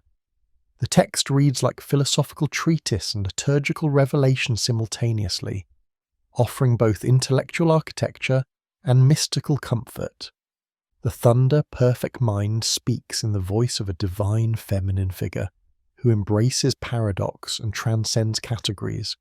She is virgin and prostitute, honoured and despised, ignorant and wise. The text's literary power derives from its refusal of stable identity, its insistence that the divine feminine cannot be contained by human categories. Scholars remain uncertain about the text's origins and intent. Is it Gnostic, Jewish, Christian, some hybrid? The uncertainty itself is revealing, showing how artificial our categories often are. The discovery of Nag Hammadi transformed scholarship on early Christianity. Before 945, historians relied primarily on orthodox sources, reading the heresiologists and trying to reconstruct what Gnostics actually believed from hostile summaries. After Nag Hammadi, scholars could read Gnostic texts directly, discovering that church fathers had sometimes misrepresented teachings, while other times providing remarkably accurate accounts. The texts revealed a Christianity far more diverse than traditional narratives suggested. where boundaries between orthodox and heretical were fuzzy and negotiated rather than clear and absolute. But perhaps the most profound impact was spiritual and cultural rather than merely academic. The text returned to human awareness at a moment when Western culture was questioning its inherited religious traditions. Post-World War II Europe and America saw declining church attendance, rising secularization, and hunger for spirituality that transcended institutional religion. The Gnostic texts, with their emphasis on direct experience rather than ecclesial mediation, spoke to this hunger. They offered ancient precedent for seeking God outside traditional structures, for questioning official narratives, for trusting individual spiritual insight. The text also arrived as feminist scholarship was beginning to analyse how patriarchy shaped religious traditions. Here were Christian texts that included feminine divine figures, that portrayed Mary Magdalene as chief disciple, that recorded women teaching and prophesying. They provided evidence that the male monopoly on religious authority in historical Christianity was not original or inevitable, but the result of specific political and theological choices made in the context of power struggles. The desert had spoken again. What had been buried in the 4th century to preserve it from destruction was rediscovered in the 20th to challenge and enrich a Christianity that had long ago declared such texts dead. Sophia's story, which councils and creeds had excluded from Orthodox cosmology, found new audiences who recognized in her fall and yearning for return something that resonated with their own experience of alienation and hunger for meaning in a world that still felt somehow fundamentally wrong. The scholarly response to the Nag Hammadi discovery unfolded in overlapping waves. The first wave consisted of textual specialists, experts in Coptic language and paleography, who could read the manuscripts and establish reliable translations. The second wave brought historians of religion who placed the texts in context, tracing connections to known Gnostic movements and identifying previously unknown traditions. The third wave involved theologians and philosophers who grappled with the ideas themselves, asking what Gnostic thought might mean for contemporary spirituality and metaphysics. James M. Robinson emerged as a central figure in making the texts available to scholars and eventually the public.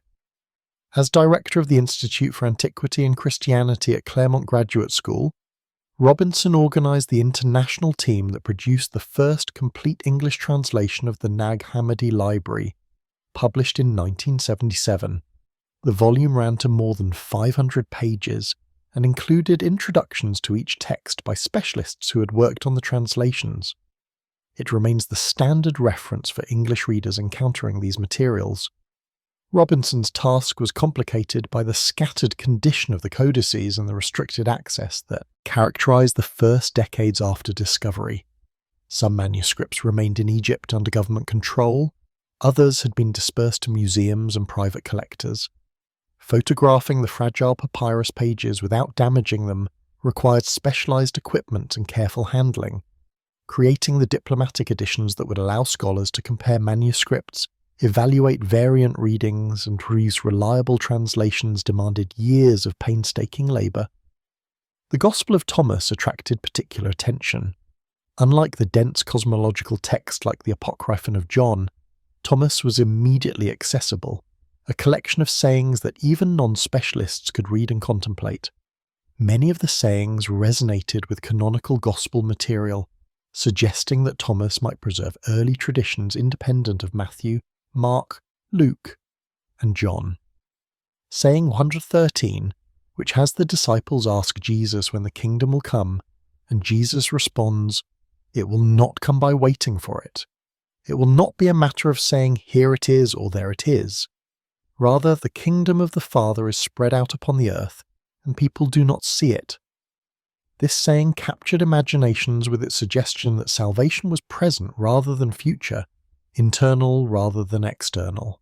Scholars debated the date and origin of Thomas.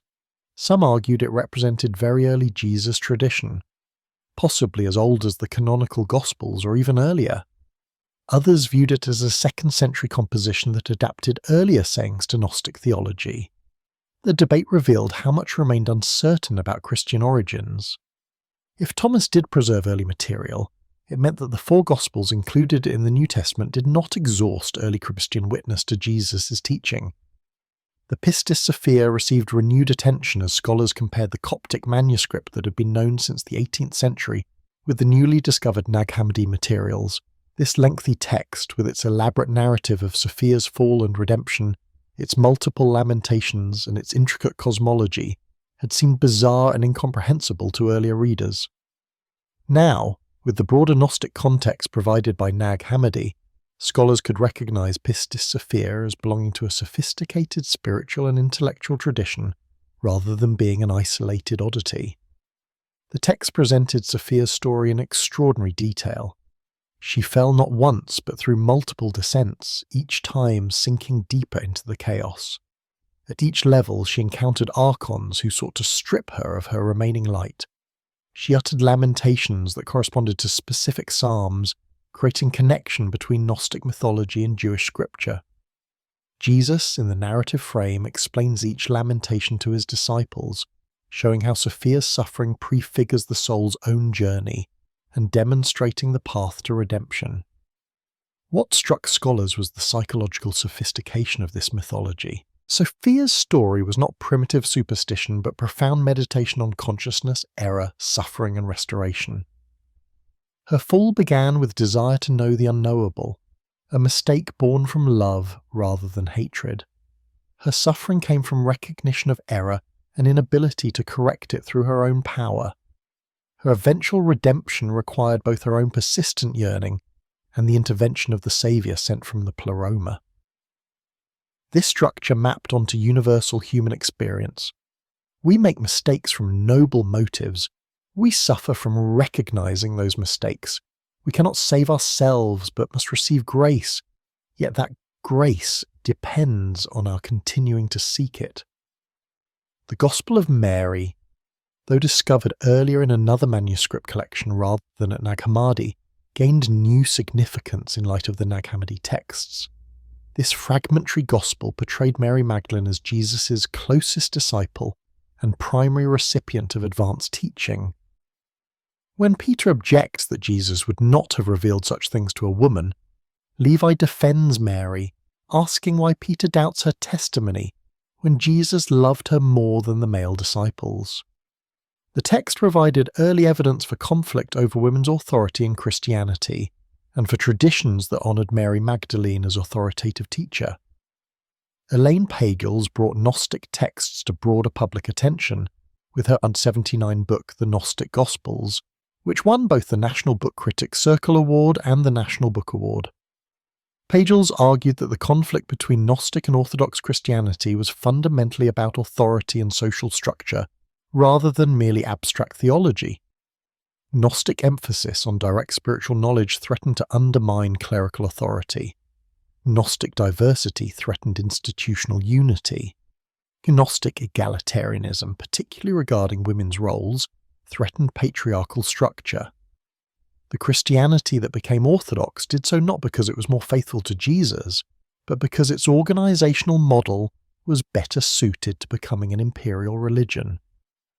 Pagels' work sparked controversy. Some scholars accused her of romanticizing Gnosticism while presenting caricature of Orthodox Christianity. Others argued she read modern concerns about authority and gender into ancient conflicts. But her influence was undeniable. She made the Gnostic text accessible to educated general readers and framed questions about Christian origins in ways that resonated with contemporary spiritual searching. The recovery of Gnostic materials coincided with profound cultural shifts in the post-World War II West. The Holocaust had shattered confidence in European civilization's moral superiority. Colonial empires were collapsing. The Vietnam War created crisis about American power and virtue. Young people were rejecting inherited institutions and seeking alternative spiritualities, turning to Asian religions, experimenting with consciousness-expanding drugs, exploring mysticism and occultism. Into this context came ancient Christian texts that questioned authority, emphasized direct experience, honored the feminine, and saw the material world as fundamentally problematic. The texts were recruited into various causes: feminists cited them as evidence that Christianity had once honoured women's spiritual authority. New Age seekers found in them precedent for eclectic spirituality that combined elements from different traditions. Critics of institutional religion used them to argue that organised Christianity had suppressed more authentic experiential forms of faith. Scholars warned against reading modern concerns into ancient texts, but the cultural moment made such caution difficult to maintain. The Vatican's response was notably muted. Some Catholic scholars engaged seriously with the texts, recognizing their historical importance while maintaining that they represented developmental dead ends rather than suppressed truth.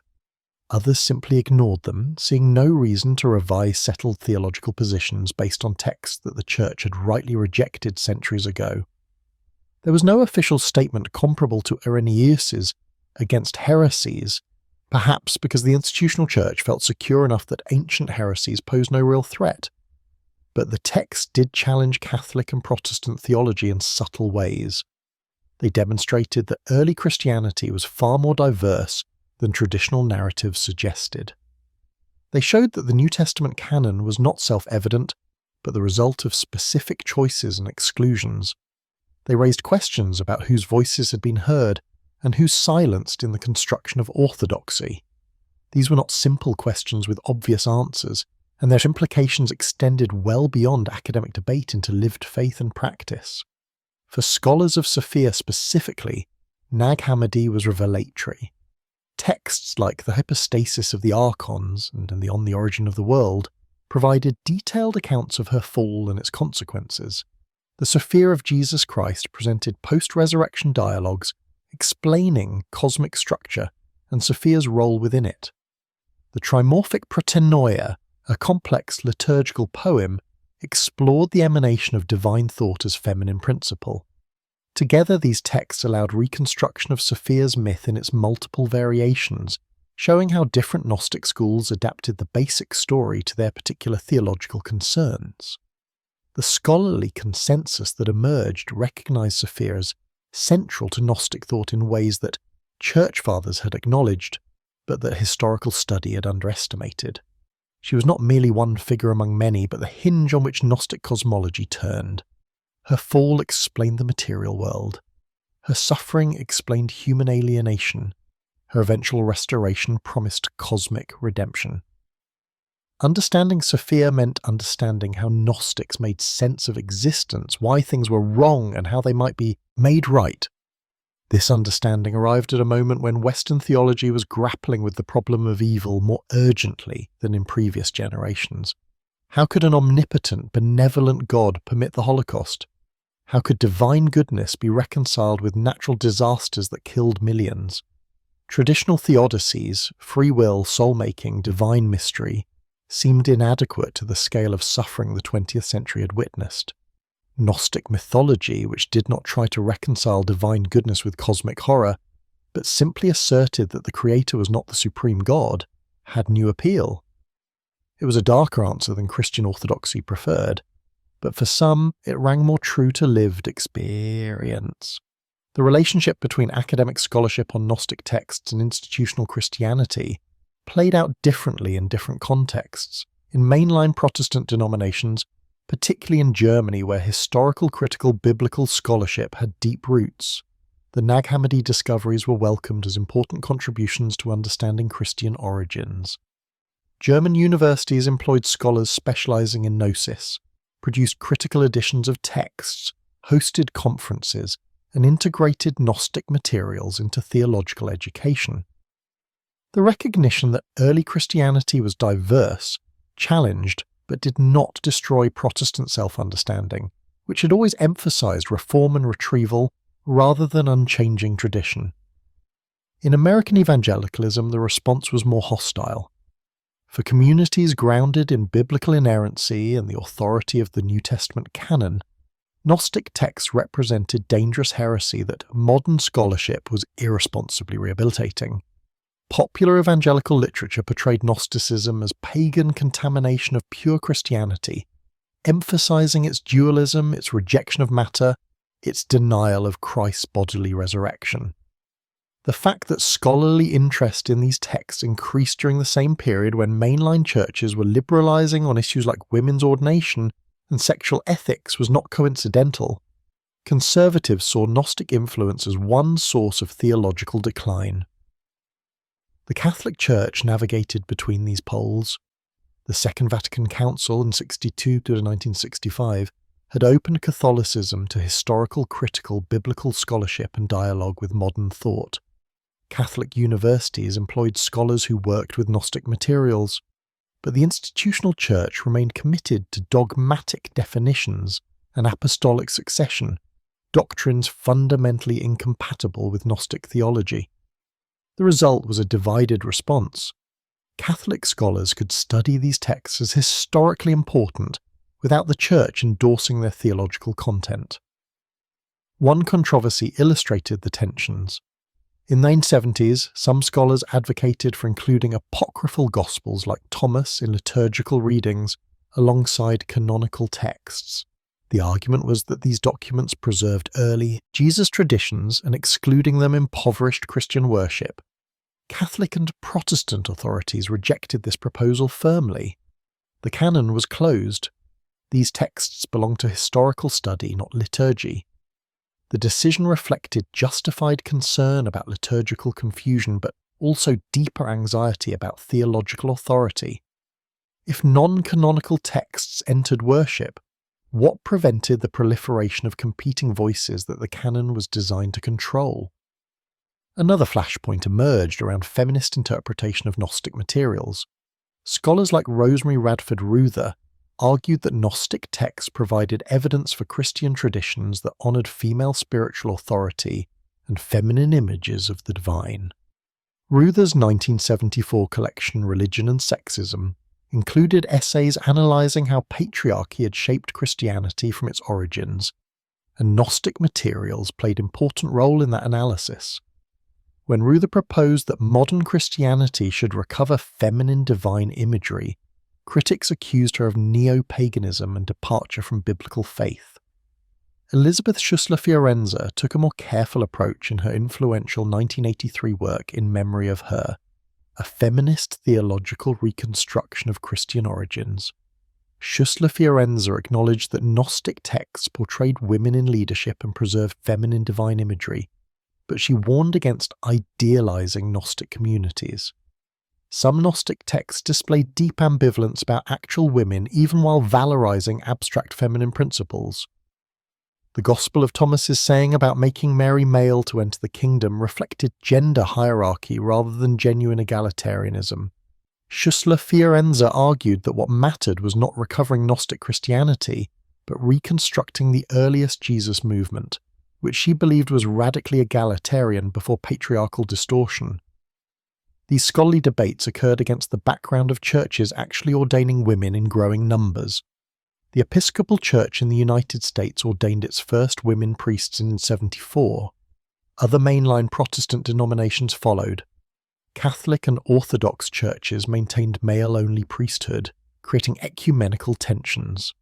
Gnostic texts became evidence in these debates, proof either that early Christianity had included female leadership, thus ordination was recovering original practice, or that heretical movements included women leaders precisely because they were heretical, thus women's ordination represented similar departure from apostolic order. The scholarly apparatus around the Nag Hammadi texts also raised questions about access and authority. For decades, a small group of scholars controlled access to unpublished materials. They determined which texts would be edited first, who would be allowed to work on which manuscripts, when and how translations would appear. This academic gatekeeping created resentment among scholars excluded from the inner circle. Some suspected that delays in publication served personal interests. Scholars wanted to exhaust a text's publication possibilities for their own careers before allowing others access. The controversy peaked in the early 1990s when several scholars began advocating for immediate release of all manuscript photographs. They argued that materials discovered in 1945 should not remain restricted in 1990. The scholarly community and the public had right to access.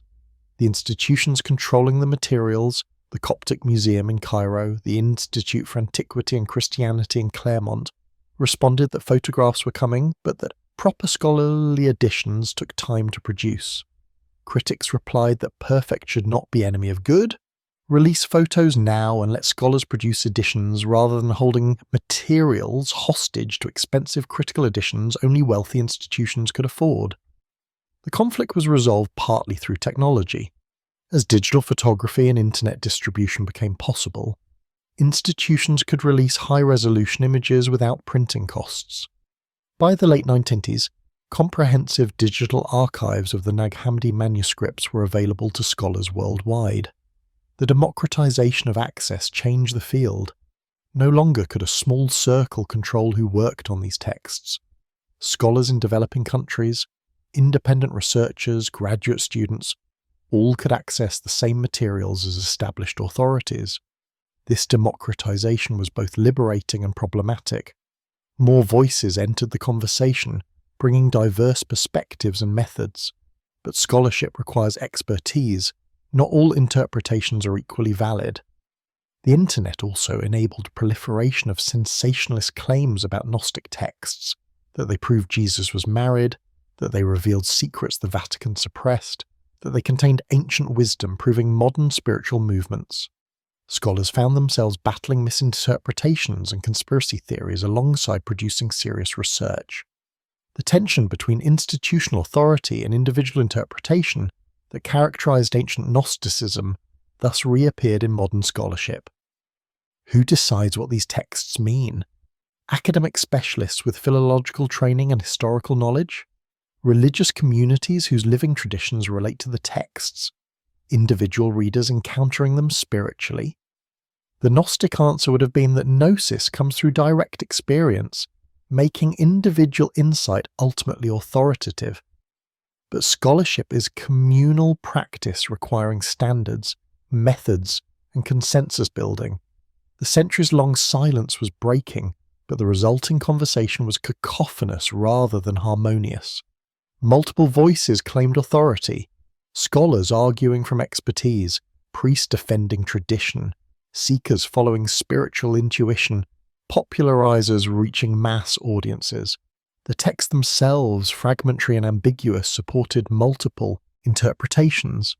Sophia's story could be read as cosmic myth or psychological allegory, as historical document or timeless wisdom, as feminist recovery or patriarchal text-wearing feminine in mask. Perhaps this multiplicity was appropriate. Gnostic communities had never sought uniformity. They had explored diverse expressions of shared concerns. The myth of Sophia existed in many versions, each adapted to particular community and context. Modern engagement with these texts was similarly diverse, and attempts to impose single authoritative interpretation would have violated the spirit of the materials themselves. The desert had spoken, but its message was not singular or simple. It required ongoing interpretation, conversation, and controversy, the same processes that had characterized second-century Christianity before councils and creeds imposed official answers. The recovery of Sophia's myth in modern consciousness extended beyond academic scholarship into theology, spirituality, psychology, and popular culture. Each domain engaged the material differently, finding in this ancient story resonances with contemporary concerns and questions. Within feminist theology, Sophia became a way to reclaim feminine imagery for the divine, without abandoning Christian tradition. The biblical wisdom literature, particularly Proverbs 8 and Wisdom of Solomon, provided canonical precedent. Chochmah in Hebrew, Sophia in Greek, this was not Gnostic innovation but Jewish and early Christian tradition. The Church Fathers had known these texts. They simply absorbed wisdom into Christology, rather than maintaining her as distinct feminine principle. Some theologians argued that recovering Sophia meant recognizing her presence throughout Christian history in forms that had gone unrecognized.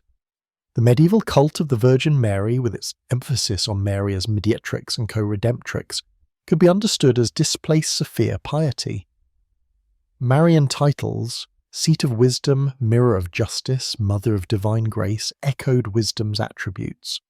The extraordinary popularity of Marian devotion suggested that Christian imagination required feminine divine figure even when official theology provided none. Orthodox Christianity had maintained more explicit Sophia traditions than Western churches. The Hagia Sophia in Constantinople, though often translated as Holy Wisdom, was understood by Byzantine theologians as referring to Christ as divine wisdom. But Russian Orthodoxy developed Sophiology as a distinct theological movement in the late 19th and early 20th centuries. Thinkers like Vladimir Solovyov, Pavel Florensky, and Sergei Bulgakov explored Sophia as divine feminine principle mediating between God and creation, between transcendence and immanence. Solovyov, writing in the 1890s, described mystical encounters with Sophia, whom he understood as the divine human unity that would be achieved in eschatological fulfillment. She was not a person of the Trinity, but the ideal humanity, the Church in her ultimate perfection, the beauty that would transfigure the world.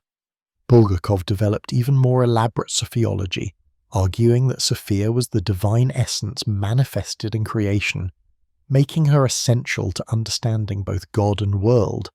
His views were controversial. Some Orthodox authorities accused him of introducing quaternity into the Trinity, or of making Sophia a fourth hypostasis. But his work showed that Sophia theology was not merely ancient heresy, but living spiritual and intellectual tradition. Feminist appropriation of Sophia moved in somewhat different directions.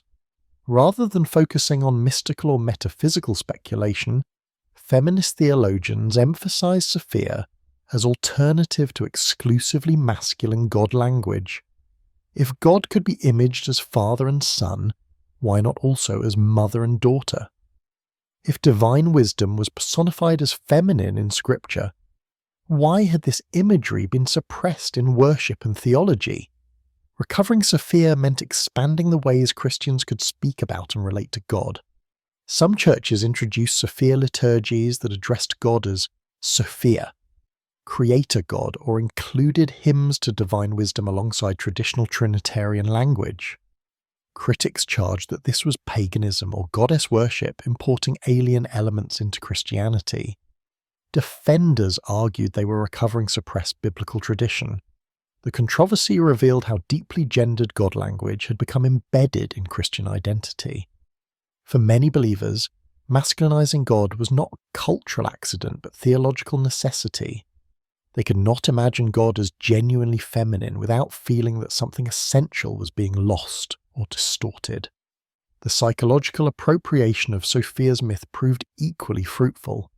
Jungian psychology, with its emphasis on archetypes and individuation, found in Gnostic mythology rich symbolic material. Carl Jung himself had studied Gnostic texts and saw in them profound insights into the structure of the psyche. The pleroma represented the collective unconscious. The fall of Sophia represented the ego's separation from unconscious unity. The journey of return represented individuation, the integration of conscious and unconscious that makes the person whole. From Jungian perspective, the Gnostic myth of Sophia was not cosmology, but psychology projected onto cosmic screen. When the Gnostics described aeons and archons and the demiurge, they were really mapping the inner world of consciousness, using mythological language to convey truths about the soul's structure and development. The fact that the myth resonated across centuries proved it tapped into universal human experiences: alienation, yearning, the sense of being trapped in circumstances not of our making, the hope for transformation. June Singer's 1972 book, Boundaries of the Soul, explored Gnostic imagery as psychological symbolism, particularly the figure of Sophia. Singer argued that Sophia's fall and recovery described the feminine principle's repression and potential reintegration in Western culture. We live in a culture that privileges logos over eros, reason over intuition, masculine over feminine. The result is alienation from nature, from emotion, from the body, all aspects of reality traditionally coded feminine. Recovering Sophia meant recovering the suppressed dimension, achieving the balance necessary for psychic health. popular spirituality embraced Sophia with even less concern for historical accuracy. New Age bookstores sold guides to meditating with Sophia, channeling Sophia's wisdom, or identifying as Sophia incarnate. Some of this was commercialized kitsch, reducing complex theology to feel-good mantras, but it also reflected genuine spiritual hunger for divine feminine imagery in cultures dominated by masculine god concepts. Women in particular reported that encountering Sophia allowed them to experience the divine as validating their own gender, rather than requiring them to relate to God as permanently other. Artists found in Sophia a compelling subject. William Blake, though centuries before the Nag Hammadi discovery, had explored similar themes in his prophetic poetry, imagining a cosmic feminine principle whose fall and eventual redemption structured history. Wassily Kandinsky's abstract paintings often bore titles referring to spiritual struggle and transcendence that echoed Gnostic themes. More recently, visual artists like Judy Chicago incorporated Sophia into feminist art projects reclaiming women's spiritual history. Literature and film engaged Gnostic themes with varying degrees of sophistication. Philip K. Dick's novels, particularly the Valis trilogy, wrestled with Gnostic cosmology as both serious metaphysics and creative premise. His characters inhabit worlds that feel wrong because they are wrong, created by malicious or incompetent deities, containing sparks of true divinity yearning for liberation. Dick's work never resolved whether this was literal truth or paranoid delusion, maintaining the ambiguity that makes Gnostic thought philosophically compelling. The Matrix trilogy, released 1999 to 2003, presented Gnostic mythology to mass audiences through science fiction. The visible world is illusion, the Matrix, created by artificial intelligence, the demiurge, that feeds on human life force. A chosen figure, Neo, awakens to reality, acquires knowledge, gnosis, that allows him to manipulate the Matrix and ultimately offers liberation to others. The films never mention Gnosticism explicitly, but the structure is unmistakable. That these films became cultural phenomena suggested that Gnostic themes, reality as illusion, awakening from deception, knowledge as liberation, resonated with millions who had never read the Apocryphon of John. Ecological theology found in Sophia a way to articulate connections between spirit and matter that avoided both Gnostic dualism and reductive materialism. If Sophia represents wisdom fallen into matter, her presence sanctifies creation rather than condemning it. The material world contains divine spark precisely because Sophia's light permeates it. This reading inverted traditional Gnostic contempt for matter, seeing instead the divine feminine as immanent in nature, making environmental degradation not merely practical problem but spiritual crisis.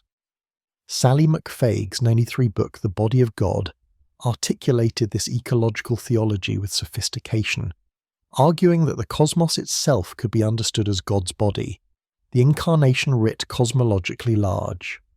While McFaig did not explicitly draw on Sophia mythology, her project aligned with their attempts to recover divine feminine imagery and to see creation as stored rather than as mere resource. Sophia, understood not as fallen into matter but as present in matter, provided theological ground for ecological ethics. The return of Sophia in these various domains was not a single movement but many streams flowing in roughly similar directions. What united them was the conviction that something had been lost when Christian orthodoxy excluded feminine divine imagery, and that recovering that imagery was both spiritually necessary and intellectually defensible. Critics warned against romanticizing Gnostic sources or ignoring their genuinely problematic elements, their dualism, their occasional misogyny toward actual women, despite valorizing abstract feminine principles, their elitism. These warnings had merit, but they could not halt the process by which Sophia was being rediscovered and reimagined. Perhaps this was inevitable. Myths do not die. They go underground, waiting for conditions that allow their return. Sophia's myth had been buried in the 4th century because it could not be reconciled with the Christianity that councils and emperors were constructing. 1600 years later, that Christianity faced different challenges: secularization, feminist critique, ecological crisis, the problem of religious diversity in global context. In this new situation, Sophia's story offered resources that Orthodox tradition had not provided. She was returning not because scholars discovered old texts, but because modern questions made her relevant again. The suppression of Sophia's myth and the broader exclusion of Gnostic Christianity from the Orthodox tradition had profound consequences for Western thought and culture. This was not merely a matter of excluding one narrative among many, but of foreclosing entire ways of imagining the divine, the cosmos, and the human condition. The most obvious consequence was the elimination of feminine divine imagery from mainstream Christianity. While Mary, the mother of Jesus, received extraordinary honour, particularly in Catholicism and Orthodoxy, she remained carefully distinguished from divinity itself. Mary was Theotokos, God-bearer, but emphatically not herself divine. She was the highest of creatures, but remained creature. This preserved the strict monotheism that church fathers deemed essential, but left Christianity without the divine feminine principle that many other religious traditions considered essential for balance. The psychological and social effects of this exclusion are difficult to quantify, but impossible to ignore. In cultures where the divine is imaged exclusively as masculine, where religious authority is exercised exclusively by males, where sacred narrative centers on fathers and sons without corresponding mothers and daughters, girls and women receive consistent message about their relationship to transcendence. They can be faithful, they can be holy, but they cannot represent God. The divine looks like men, speaks like men, acts like men. Women's experience of the sacred must always be mediated through masculine forms. Feminist theologians from Mary Daly in the 1970s to Elizabeth Johnson in the 1990s have documented how this masculine monopoly on divine imaging has functioned to legitimate patriarchal social structures. If God is male, the argument runs, usually implicitly, then males are more godlike, closer to the divine nature, more suited to exercise authority. The logic is rarely stated so crudely, but it operates nonetheless. When defenders of male-only priesthood argue that priests represent Christ and Christ was male, they're asserting that maleness is theologically significant in ways that femaleness is not. When worship leaders use exclusively masculine pronouns for God, they are teaching that masculinity is more adequate than femininity for speaking about ultimate reality. The Gnostic tradition, for all its flaws, did not make this mistake. The Pleroma contained masculine and feminine principles in equal partnership. Sophia was as essential to understanding the divine as any masculine aeon. When Gnostics told the story of how cosmos came to be, a feminine figure stood at the centre. The tradition was not feminist in modern sense. It sometimes displayed profound ambivalence about actual women and about bodies and sexuality generally. But it maintained space for the feminine within the divine that Orthodox Christianity eliminated. The second major consequence involved metaphysics and cosmology. By insisting that one God who is perfectly good created the material world and declared it very good, Orthodox Christianity took on the burden of theodicy, explaining how evil and suffering exist in a world created by omnipotent benevolence. The problem has generated thousands of years of philosophical and theological reflection without reaching satisfying resolution. The Gnostic answer was more radical. The world is not fundamentally good, and its creator is not the supreme God. This position strikes Orthodox Christians as blasphemous, but it has the virtue of taking seriously the apparent disconnect between divine perfection and cosmic imperfection. If God is omnipotent, omniscient, and perfectly good, the existence of gratuitous suffering becomes deeply puzzling. Children dying of disease, natural disasters destroying cities, the Holocaust, these are difficult to reconcile with belief that our world was created and is sustained by perfect love. Gnostics did not face this problem because they did not assert that perfect love created this world. The demiurge, ignorant and imperfect, made a world that reflects his limitations. Suffering is built into the structure of material existence not because it serves some ultimately good purpose, but because the Creator was not competent to make a world without it. This is cold comfort, perhaps, but for some it rings more true to experience than orthodox assurances that everything serves divine purposes we cannot comprehend. Modern process theology, developed by philosophers and theologians influenced by Alfred North Whitehead, reaches conclusions somewhat similar to Gnostic cosmology, though from different premises. Process thought argues that God is not omnipotent in classical sense, not able simply to dictate reality's structure.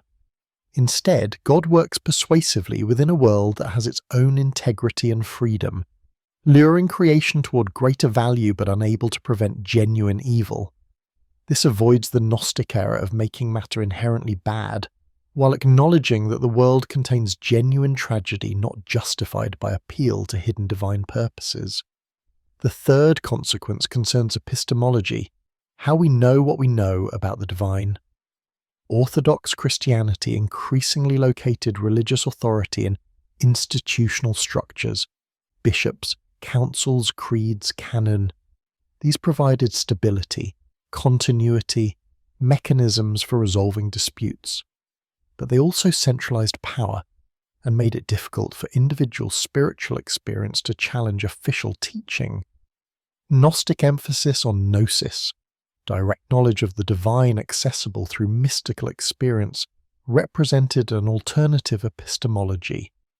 Truth was not primarily propositional, requiring assent to doctrines, but experiential, requiring transformation of consciousness.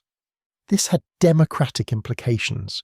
If anyone could potentially attain gnosis, then ecclesial hierarchy became less important. It also had dangerous implications. If everyone's claimed revelations carry equal weight, how does a community maintain coherence or to distinguish genuine insight from delusion? Christianity navigated these tensions differently in different periods. Medieval mysticism maintained space for direct divine encounter alongside institutional authority. Reformation Protestantism emphasized individual Bible reading alongside church teaching. Modern Pentecostalism values direct experience of the Holy Spirit alongside doctrinal orthodoxy. But the institutional church's deep suspicion of claims to private revelation, visible throughout Christian history, reflects victory of the orthodox model over the Gnostic alternative. The fourth consequence shaped Christian attitudes toward the body, sexuality, and material existence. Generally, orthodox affirmation that matter is good creation should have produced positive embodiment theology. Sometimes it did. Sacramental traditions that saw material elements as channels of grace, incarnational theology that celebrated God's taking flesh. But Christian history also displays profound ambivalence about bodies, especially women's bodies, and about sexuality generally. This ambivalence partly derives from Neoplatonism and Stoicism, rather than from rejection of Gnosticism. But the struggle against Gnostic body-denying dualism may have pushed Christianity toward emphasizing materiality in ways that became problematic. If heretics say matter is bad, we must insist matter is good, but then we struggle with explaining why virginity and celibacy became so highly valued, why sexuality was so hedged with restrictions, why bodily desires were treated as suspect. Gnostic dualism, which saw body as prison for the soul, was genuinely problematic. But the orthodox alternative, which affirmed bodily resurrection while often displaying contempt for actual bodies, created its own distortions. A more balanced approach might have maintained both affirmation of embodied existence and honest acknowledgement of the body's limitations and vulnerabilities, something closer to Buddhist recognition that embodied life involves suffering without concluding that matter is metaphysically evil. Modern scholars and theologians are increasingly recognizing these costs. Karen Armstrong's A History of God traces how the elimination of feminine divine imagery impoverished Western religious imagination. Elaine Pagel's Adam, Eve and the Serpent explores how Augustine's doctrine of original sin, developed partly in response to Gnostic teachings, shaped Western attitudes towards sexuality in ways that have persisted for 16 centuries. Margaret Miles's Carnal Knowing examines how Christian ambivalence about bodies has affected everything from art to ethics. The recovery of Gnostic texts allows contemporary Christianity to recognize these costs and consider whether recovery of suppressed traditions might help address them. Not by embracing Gnostic teachings wholesale, their dualism and world rejection remain problematic, but by learning from what they got right, honoring divine feminine, taking seriously the problem of evil, valuing direct spiritual experience, and recognizing that some truths exceed rational comprehension or institutional mediation. Though Gnostic texts themselves were suppressed and hidden, the themes and concerns they expressed never entirely disappeared from Western culture. Artists, poets, and philosophers who had no direct knowledge of Nag Hammadi manuscripts nonetheless grappled with questions about divine wisdom, cosmic alienation, and the soul's exile that would have resonated deeply with ancient Gnostics. William Blake, the visionary English poet and artist working in the late 18th and early 19th centuries, developed elaborate mythological systems that bear striking similarities to Gnostic cosmologies, though Blake had limited direct access to Gnostic texts. His prophetic books describe the fall of Albion, the divine human, and the fragmentation of consciousness into warring principles. The feminine figure Jerusalem represents divine wisdom in exile. Urizen, the tyrannical lawgiver who claims absolute authority, functions much like the Gnostic demiurge, a false god who mistakes his limited dominion for ultimate power. Blake wrote, "If the doors of perception were cleansed, everything would appear to man as it is, infinite. For man has closed himself up till he sees all things through narrow chinks of his cavern. This is Gnostic language. We are trapped in limited perception, mistaking shadow for reality, requiring radical transformation of consciousness to see truth." Blake's insistence that imagination, not reason, provides access to divine reality aligns with Gnostic emphasis on gnosis over doctrine. His portrayal of the feminine in his mythology is complex. She is both victim and redeemer, fallen and exalted, fragmented and potentially unified. Blake was not feminist in modern sense, but his insistence that reunion of masculine and feminine principles was necessary for healing the cosmic wound echoes the Gnostic vision of restoration through reuniting the syzygy, the divine pairs whose separation produced the fallen world. Johann Wolfgang von Goethe's Faust, particularly Part 2 published in 1832, engages similar themes. The final scene where Faust is redeemed through the intercession of the eternal feminine, das ewig Weibliche zieht uns hinan, the eternal feminine draws us upward, suggests that wisdom, love, and grace are coded feminine, and that salvation comes through reunion with this principle. Goethe had studied Hermetic and alchemical traditions that shared motifs with Gnosticism, and his great drama can be read as exploring the soul's journey from ignorance through experience to gnosis. The Romantic movement more broadly displayed affinities with Gnostic sensibility. The Romantic conviction that ordinary reality was superficial, that deeper truth required imagination and vision, that nature was ensouled and divine. These were not Gnostic doctrines, but they shared Gnosticism's rejection of materialism and mechanism. When Wordsworth wrote of splendour in the grass, and something far more deeply interfused, he was asserting that the visible world contains and points toward invisible spiritual reality, a thoroughly Gnostic intuition. In Russia, the Sophia traditions that survived in Orthodox theology inspired remarkable philosophical and artistic creativity. Vladimir Solovyov's poetry explored mystical encounters with divine wisdom, whom he described in explicitly feminine terms and identified with the world soul that would be perfected in eschatological fulfillment. His philosophical works argued that Sophia represented the divine human unity that Christ embodied and that would eventually encompass all creation. Solovyov influenced an entire generation of Russian religious thinkers. Pavel Florensky, priest and a polymath, wrote, "The pillar and ground of the truth exploring Sophia as the Church's true nature." Sergei Bulgakov developed elaborate sophiology that generated controversy but also enriched Russian Orthodox thought. Artists like Mikhail Nesterov painted icons of Sophia, visualizing her as radiant feminine figure mediating between heaven and earth. Composers like Alexander Scriabin drew on sophiological themes in their musical mysticism. This Russian sophiology was not identical with the ancient Gnostic teachings about Sophia. The Russians were working within Orthodox tradition, affirming incarnation and resurrection, rejecting dualism between spirit and matter. But they shared with Gnostics the conviction that divine wisdom was best imagined as feminine, and that her relationship to creation was essential for understanding both God and world. The 20th century saw explicit engagement with Gnostic themes in literature and philosophy. Hermann Hesse's novels, particularly Demian and Steppenwolf, explored duality between spirit and flesh, appearance and reality, conventional morality and deeper authenticity in ways that reflected Gnostic sensibility if not Gnostic doctrine. His characters experience alienation from bourgeois society and seek authenticity through inner transformation, a modern psychological translation of the Gnostic journey from ignorance to knowledge.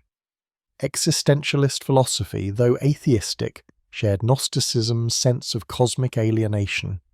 Albert Camus's The Stranger and the myth of Sisyphus portrayed humans as aliens in an absurd universe that does not answer to human meanings or values. Martin Heidegger's phenomenology analysed Dasein, human existence, as characterised by thrownness, fallenness, and alienation from authentic being. These were not Gnostic philosophies. Heidegger explicitly rejected metaphysics and transcendence, but they articulated in modern terms the feeling that something is fundamentally wrong with existence itself that ancient Gnostics expressed through mythology.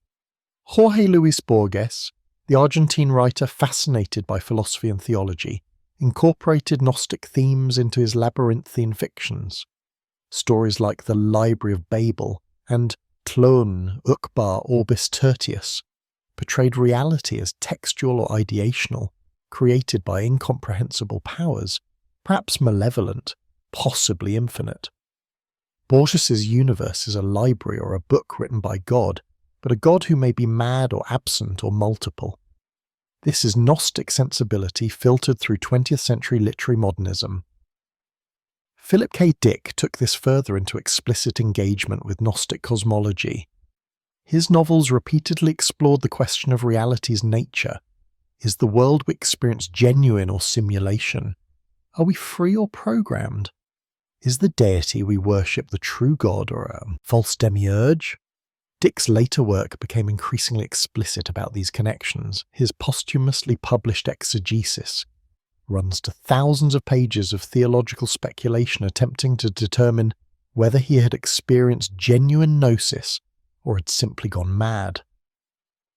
The boundary between the two, Dick recognized, might be impossible to determine from inside the experience. The Matrix films brought these themes to mass audiences with unprecedented success. The visible world as illusion, the truth as shocking and difficult, awakening as both liberation and burden, the chosen one who sees through deception and offers liberation to others. These are Gnostic narrative structures enacted through cutting-edge special effects and Hong Kong action choreography. The films never mention Gnosticism, but scholars and critics immediately recognized the connections. That The Matrix became a cultural phenomenon, spawning endless debates about reality and perception, suggested that Gnostic questions remained urgent even for audiences who had never heard of Valentinus or read the Apocryphon of John. Visual artists engaged Sophia and Gnostic themes with increasing directness as the text became available. Leonora Carrington, the surrealist painter associated with the Mexican avant-garde, created works exploring feminine divinity, cosmic motherhood, and mystical transformation. Her painting The Giantess, 1947, depicts an enormous feminine figure from whose body smaller beings emerge, a visual representation of Sophia as cosmic mother, whose substance becomes the world. Judy Chicago's The Dinner Party in 1709, one of the most famous feminist artworks of the 20th century, included a place setting for Sophia among the 39 women honoured in the installation. Chicago presented Sophia not as Gnostic heresy, but as part of women's spiritual history that patriarchal religion had suppressed. The plate's design incorporated chalice imagery and wing forms suggesting both receptivity and transcendence, Sophia as the divine feminine who contains and elevates.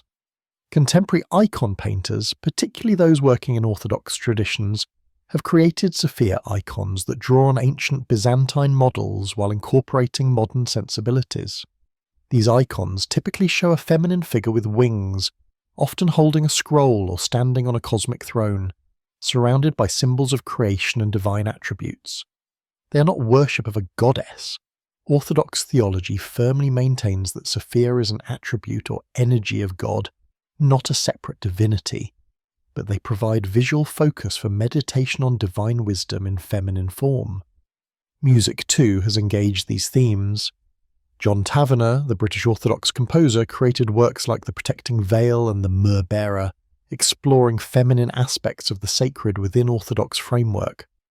Arvo Pärt's sacred minimalism, while not explicitly sophiological, creates sonic spaces that feel like contemplation of divine wisdom, simple, luminous beyond words.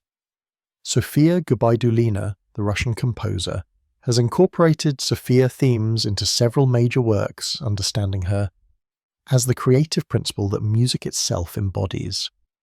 Popular music occasionally touches these themes as well. Tori Amos, in her album Boys for Pele, explored feminine divinity and spiritual transformation through personal and mythological imagery. Though not explicitly Gnostic, her work shares the sense that conventional religion has suppressed truths about the feminine that art must recover. Other artists in Goides spirituality and neo-pagan movements draw freely on Sophia alongside other divine feminine figures, creating syncretic spiritualities that would horrify both Orthodox Christians and historical Gnostics, but that testify to continuing hunger for the sacred feminine. The artistic engagement with Sophia and Gnostic themes reveals something important. These are not merely historical curiosities, but living symbols that continue to generate meaning. Artists turn to them because they address experiences and questions that remain urgent: alienation from technological society, concern about environmental destruction, dissatisfaction with religious institutions, hunger for divine imagery that includes feminine alongside masculine, suspicion that consensus reality might not be ultimate reality. This is not to say that artists provide accurate interpretations of ancient Gnostic texts. Blake was not a scholarly historian, and The Matrix is entertainment rather than theology. But art does not operate through historical accuracy. It operates through symbolic resonance. The fact that Gnostic themes recur across centuries and cultures, often independently rediscovered by curators who lack direct access to ancient sources, suggests that these themes tap into perennial human concerns. The specific image of Sophia, divine wisdom fallen into matter, yearning for return, working within creation for its redemption, proves particularly generative. She is simultaneously transcendent and immanent, victim and agent, tragic and hopeful. She embodies consciousness aware of its own limitation yet striving for transcendence. She represents the divine that has not abandoned creation but suffers within it, working from inside the brokenness toward healing. This is why artists return to her. She provides a way to imagine the sacred that takes seriously both suffering and hope, both the world's beauty and its horror, both the divine transcendence and its involvement in creation. She is more complex than the simple affirmations of Orthodox theology, more hopeful than the despair of nihilism. She represents a middle path, acknowledging that something is profoundly wrong while maintaining that restoration remains possible. At the deepest level, the Sophia myth is about fragmentation and the possibility of wholeness. The pleroma represents totality, completion, the undivided divine consciousness in which all oppositions are reconciled. Sophia's fall shatters this wholeness, scattering divine light into material darkness, creating multiplicity where there was unity, introducing time where there was eternity. This mythological structure maps onto multiple levels of experience simultaneously. Cosmologically, it explains the universe as we find it, beautiful and terrible, ordered and chaotic, containing both life and death. Psychologically, it describes the divided self, conscious and unconscious at war, ego separated from its origins, identity fragmented across competing drives and desires. Socially, it reflects human communities divided by gender, class, ethnicity, religion, ideology, unable to recognize their common origin or imagine reconciliation. Spiritually, it expresses the feeling of exile that mystics across traditions describe, the sense that we are strangers here, remembering a home we cannot name, yearning for return to a wholeness we have never consciously experienced. Modern physics provides unexpected parallels to this ancient mythology. The observable universe, physicists tell us, emerged from an initial singularity, a point of infinite density and temperature where all matter, energy, space, and time were unified. The Big Bang represents the fragmentation of this primordial unity into the expanding, cooling universe of separated particles and forces that we inhabit. This is not identical to the Gnostic myth of Sophia's fall, but the structure is similar. Original unity, catastrophic fragmentation, the scattered pieces carrying within the memory or trace of their unified origin. Entropy, the second law of thermodynamics, describes the universe's tendency toward disorder. Organized systems break down, gradients dissipate, information degrades. From this perspective, the entire cosmic history is a tale of progressive fragmentation, moving from the extreme organization of the initial singularity toward the thermal equilibrium of heat death. Yet within this universal tendency toward disorder, local pockets of organization emerge: stars, planets, life, consciousness.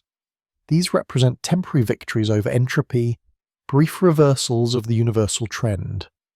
The Gnostic worldview similarly sees material existence as degraded from spiritual perfection, yet within matter sparkles of light remain, remembering their origin, working toward restoration. Human consciousness, in this view, is precisely one of those local pockets of organization, a concentration of awareness capable of recognizing the cosmos's fragmented state and yearning for wholeness. Contemporary cosmology also grapples with the problem of why there is something rather than nothing, and why the something that exists seems precisely calibrated to allow for complex structures like stars, planets, and life. The fine-tuning of physical constants, if they were even slightly different, no stable atoms or molecules could form, has sparked debates about anthropic principles and multiple universes. Some see design, others see selection effect from infinite variations. The Gnostic answer would be that the universe is calibrated not because it is optimally designed, but because it emerged from the fall of divine consciousness and retains enough trace of its origin to allow for order. Matter is not perfectly good creation by omnipotent deity, but neither is it pure chaos. It is the consequence of divine error, bearing both the marks of its divine source and the limitations of its flawed origin. This perspective offers no comfort to those seeking assurance that everything happens for good reasons. The universe, in Gnostic view, does not have a benevolent author, ensuring all events serve ultimate good.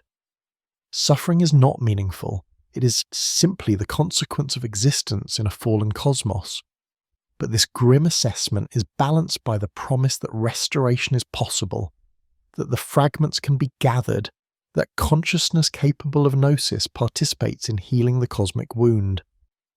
Psychologically, the broken mirror metaphor illuminates the experience of dissociation and the therapeutic process of integration. Trauma fragments the self, splitting off memories and experiences too painful to integrate into conscious identity. The traumatized person experiences themselves as divided, certain parts of their history or personality inaccessible to conscious awareness. Healing requires acknowledging these fragments, bringing them into relationship with conscious self-understanding, integrating what was split. Sophia's fall and eventual restoration thus becomes a myth about psychological healing. The pleroma is the integrated self, whole and undivided. Sophia's error represents the traumatic fragmentation. Her wandering in darkness represents dissociation. Her eventual restoration represents the therapeutic process of reintegration. This reading makes ancient Gnosticism surprisingly relevant to contemporary trauma therapy, where reintegration of split-off parts of the self is central to healing. Socially and politically, the myth addresses fragmentation across different lines.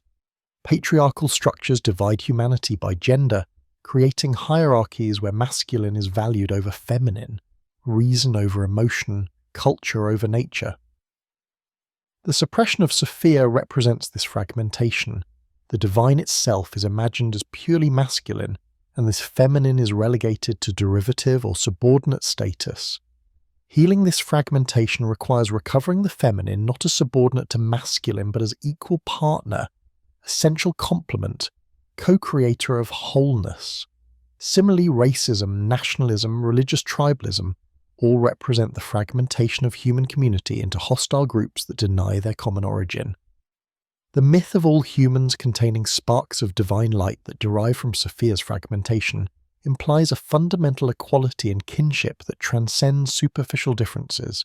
We are scattered pieces of what was once unified. Recognizing each other requires recognizing that we share divine origin.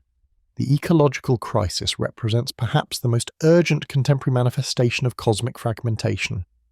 Industrial civilization treats nature as mere resource, extracting and exploiting without recognition that nature and humanity share common ground. The Gnostic myth, understood ecologically, suggests that matter itself contains divine light. Sophia's presence permeates creation. To destroy ecosystems, drive species to extinction, destabilize climate is to attack the scattered divine light, to prevent its eventual gathering and restoration. This reading inverts traditional Gnostic contempt for matter. If Sophia's light is present in material creation, then matter is not prison to escape but sacred reality to honor. The goal is not to flee embodied existence but to recognize the divine light within it and work for its liberation. This ecological reading of Gnostic mythology was not how ancient texts intended their message, but it demonstrates how living myths adapt to new contexts, generating meanings their original authors could not have anticipated. The broken mirror also reflects epistemological fragmentation, the division between different ways of knowing that characterizes modern thought. Science describes the physical world through mathematics and experiment. Religion addresses meaning and value through revelation and tradition. Art expresses truth through symbol and imagination. These domains increasingly speak different languages, unable to integrate their insights into coherent worldview. Sophia represents wisdom that transcends these divisions. She is simultaneously rational and intuitive, transcendent and immanent, personal and cosmic. A culture that honored Sophia would seek integration of different knowledge forms rather than insisting on exclusive authority of one domain. Scientific knowledge would be valued without reducing all truth to what science can measure. Religious insight would be honored without demanding intellectual dishonesty. Artistic imagination would be recognized as genuine form of knowing rather than mere entertainment. The metaphor of the broken mirror implies both loss and possibility. What was whole is shattered, yes, and the further fragments can never be perfectly reassembled. Cracks remain visible, pieces are missing, the reflection is distorted, but a broken mirror still reflects, and in some traditions, breaking a mirror and reassembling it creates more interesting art than pristine glass ever could.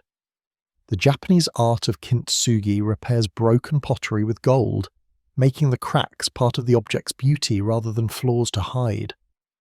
Perhaps this is how we must understand restoration. The pleroma cannot be recovered exactly as it was before Sophia's fall. Too much has happened. The fragments have been scattered too long. They have been shaped by their time in darkness, but they can be gathered, and in gathering them, in honouring both their divine origin and their traumatic history, something new might emerge. Not the original wholeness, but a reconstructed wholeness that bears the marks of its breaking and healing. This is the wisdom the Sophia myth offers. Acknowledgement that fragmentation is real, that something precious has been lost, that the world as we experience it is not as it should be, combined with insistence that all is not lost, that restoration remains possible, that every act of integration, reconciliation, and recognition contributes to healing the cosmic wound. When scholars first translated the Nag Hammadi texts, certain passages leapt from the page with shocking immediacy. These were not dusty theological treatises, but voices speaking across 16 centuries with urgent, intimate directness. One text in particular arrested readers' attention. Thunder, perfect mind. I was sent forth from the power, and I have come to those who reflect upon me, and I have been found among those who seek after me. Look upon me, you who reflect upon me, and you hearers, hear me. You who are waiting for me, take me to yourselves. The text continues in a series of paradoxical self-declarations. For I am the first and the last. I am the honoured one and the scorned one. I am the whore and the holy one. I am the wife and the virgin. I am the mother and the daughter. I am the members of my mother. I am the barren one, and many are her sons. I am she whose wedding is great, and I have not taken a husband. I am the midwife and she who does not bear. I am the solace of my labour pains. I am the bride and the bridegroom, and it is my husband who begot me. I am the mother of my father and the sister of my husband, and he is my offspring. This is feminine divine voice, refusing all categorization, embracing all opposites, transcending the dualities that structure ordinary thought. Scholars debate the text's origins. Is it Gnostic, Jewish, Christian, some synthesis? But its power does not depend on resolving these questions. It demonstrates that early Christianity included voices that imagined the sacred as feminine, paradoxical, beyond institutional control or doctrinal definition. When feminist theologians encountered thunder, perfect mind, they recognized something that patriarchal religion had suppressed. Divine feminine speech that was not domesticated, not subordinated, not constrained by masculine definitions. The text became anthem for feminist spirituality seeking to recover women's religious authority and feminine god language. It was quoted in sermons, printed on posters, set to music, performed as liturgy.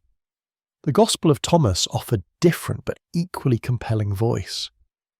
This collection of sayings presents Jesus as teacher of hidden wisdom rather than atoning saviour.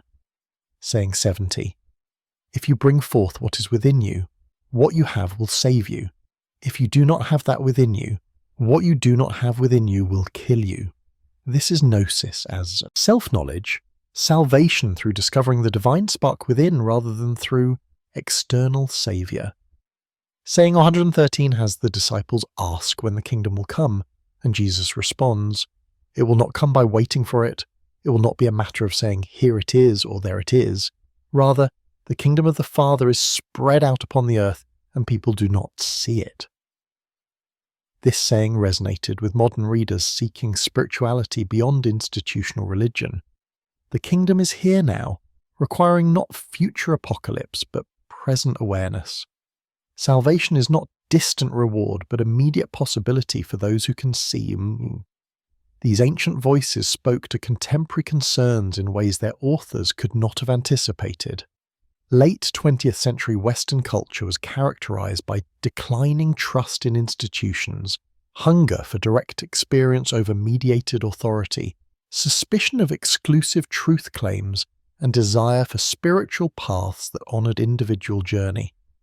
The Gnostic texts, suppressed partly because they threatened institutional authority and doctrinal uniformity, now seemed remarkably relevant to audiences who valued precisely what orthodoxy had rejected. The recovery of these voices also contributed to larger cultural conversations about identity and authenticity. Postmodern philosophy questioned stable identities and essential natures. Feminist theory analysed how gender categories were socially constructed rather than naturally given. Queer theory explored how sexual identities exceeded binary classifications.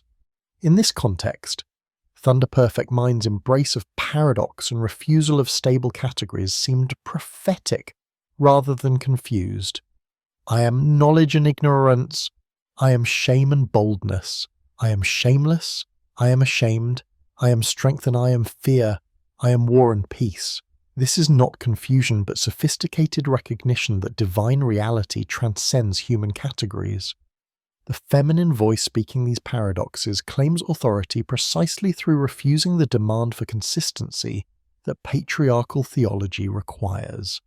She will not be pinned down, defined, controlled.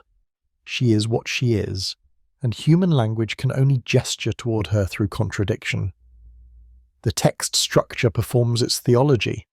By accumulating paradoxes, by insisting on opposites simultaneously, it breaks down the reader's assumptions about coherence and forces recognition that ultimate reality exceeds rational comprehension.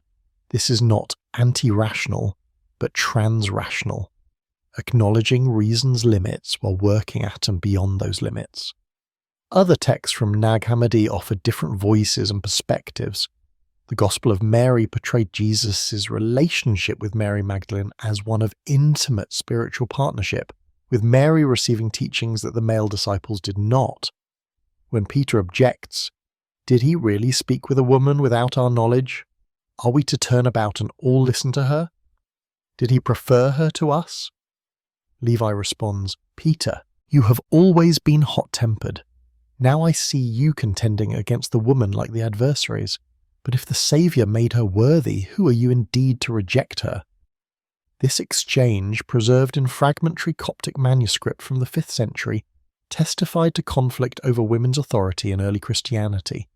The fact that the text portrayed Jesus as preferring Mary, as revealing to her mysteries withheld from the male disciples, challenged the apostolic succession model that grounded institutional authority.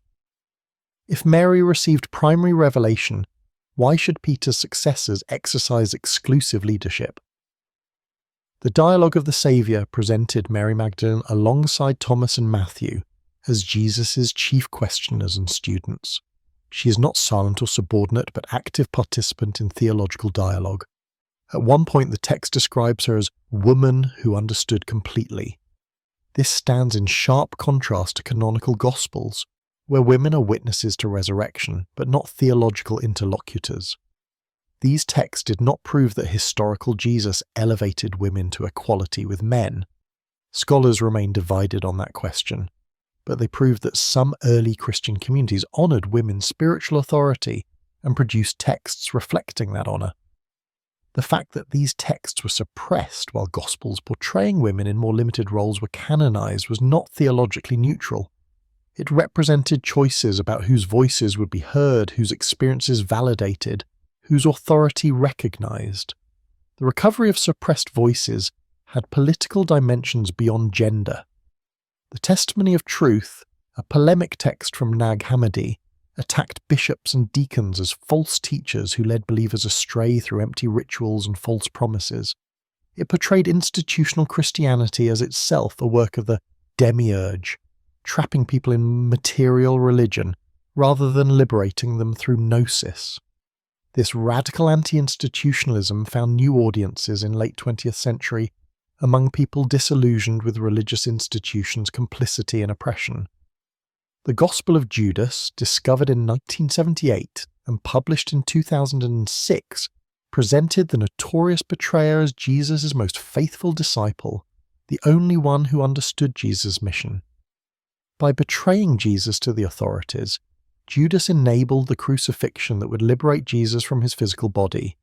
This inverted reading of the Passion narrative shocked those accustomed to canonical accounts, but it followed Gnostic logic. If matter is limitation and spirit is freedom, then death releases rather than destroys. These voices from the dust challenged the singular narrative of Christian origins that had dominated for centuries. Christianity did not progress in straight line from Jesus through the apostles to orthodox bishops. It was diverse, contested, multiple from its beginnings. What became orthodoxy was not inevitable, but the result of specific historical processes involving political power, institutional development, and the suppression of alternatives. This recognition did not necessarily undermine Christian faith. Many believers integrated it into more complex, historically informed understanding of tradition, but it did undermine claims to exclusive truth based on unbroken succession from apostolic origins. If the apostles themselves disagreed, if earliest Christianity included diverse voices and perspectives, then appeals to apostolic authority became more complicated. The voices recovered from desert burial and scholarly translation continue to speak, not because they provide final answers, but because they ask questions that remain urgent. What if the sacred is feminine as well as masculine? What if knowledge matters more than obedience? What if institutions claiming absolute authority are themselves limited and fallible? What if diverse paths lead to truth rather than one exclusive way? These are not merely ancient controversies, but living questions for any religious tradition navigating modernity's demands for pluralism, critical thinking, and egalitarianism. The recovery of Sophia in contemporary theology takes multiple forms, each adapting ancient imagery to modern concerns while maintaining connection to tradition. These are not simple retrieval projects attempting to restore second-century Gnosticism, but creative theological work that finds in Sophia resources for addressing contemporary questions. Within Catholicism, some theologians have explored how Sophia might enrich Trinitarian theology without compromising monotheism. Elizabeth Johnson's She Who Is, The Mystery of God in Feminist Theological Discourse, argues that Scripture's wisdom tradition provides this canonical basis for imaging God in feminine as well as masculine terms. Johnson points to Proverbs 8, where wisdom declares the Lord created me at the beginning of his work. Wisdom of Solomon's description of wisdom as breath of the power of God, an image of his goodness, and the New Testament's application of wisdom language to Christ. Johnson argues that if Christ can be understood as incarnate wisdom, the Logos made flesh, then Wisdom Sophia provides an alternative Christological image that is explicitly feminine. This does not mean Jesus was female, but that the divine reality Jesus incarnated can be imaged through feminine as well as masculine metaphors. When we speak of Christ as Sophia incarnate, we affirm that divine wisdom took flesh and dwelt among us, revealing God's own self through embodied life, death, and resurrection. Extending this Sophia Christology to the Trinity, Johnson explores imaging God as She Who Is, Spirit Sophia who creates and renews, Jesus Sophia who redeems through self-giving love, and Mother Sophia who embraces creation with fierce compassion.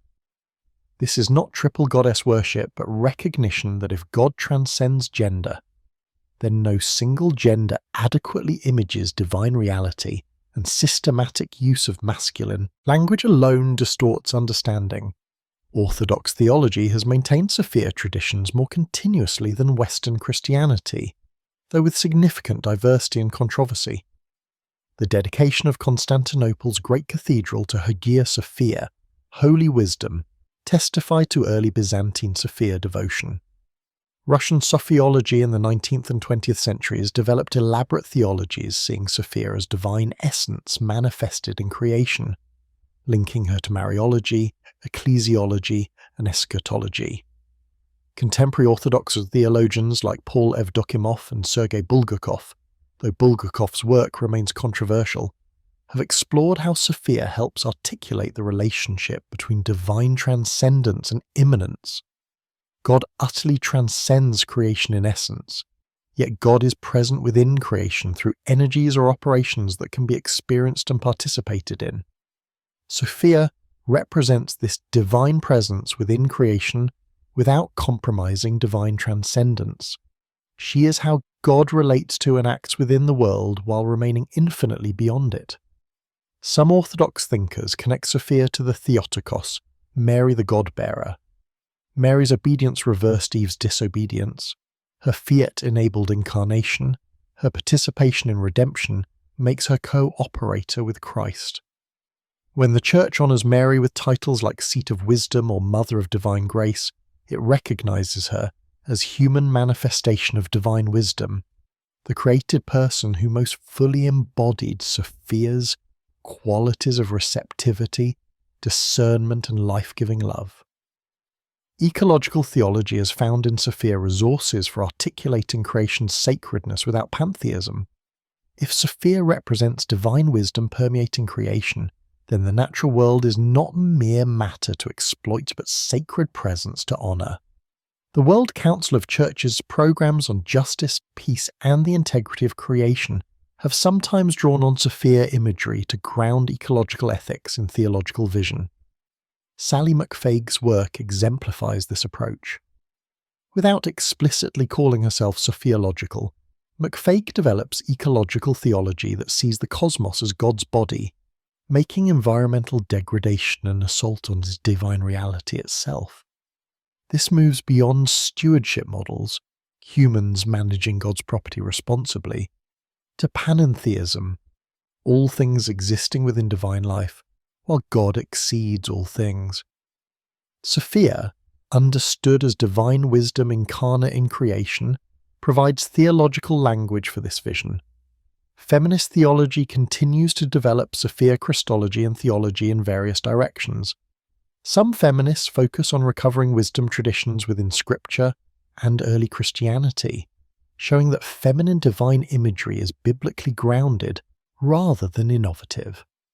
Others explore connections between Sophia and goddess traditions in ancient Near East, Judaism and Hellenistic religion, seeing continuity across diverse cultures. Still others use Sophia as name for divine feminine, principle that transcends specific traditions.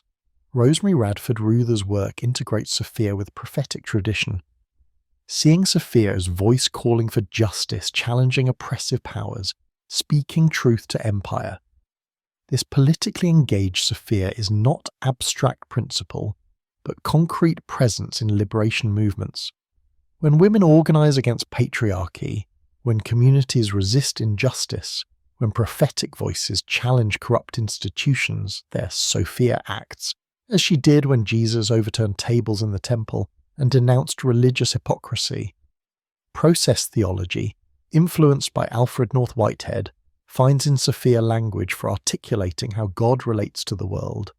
Process thought sees God not as unilateral power determining all events, but as persuasive love luring creation toward greater value.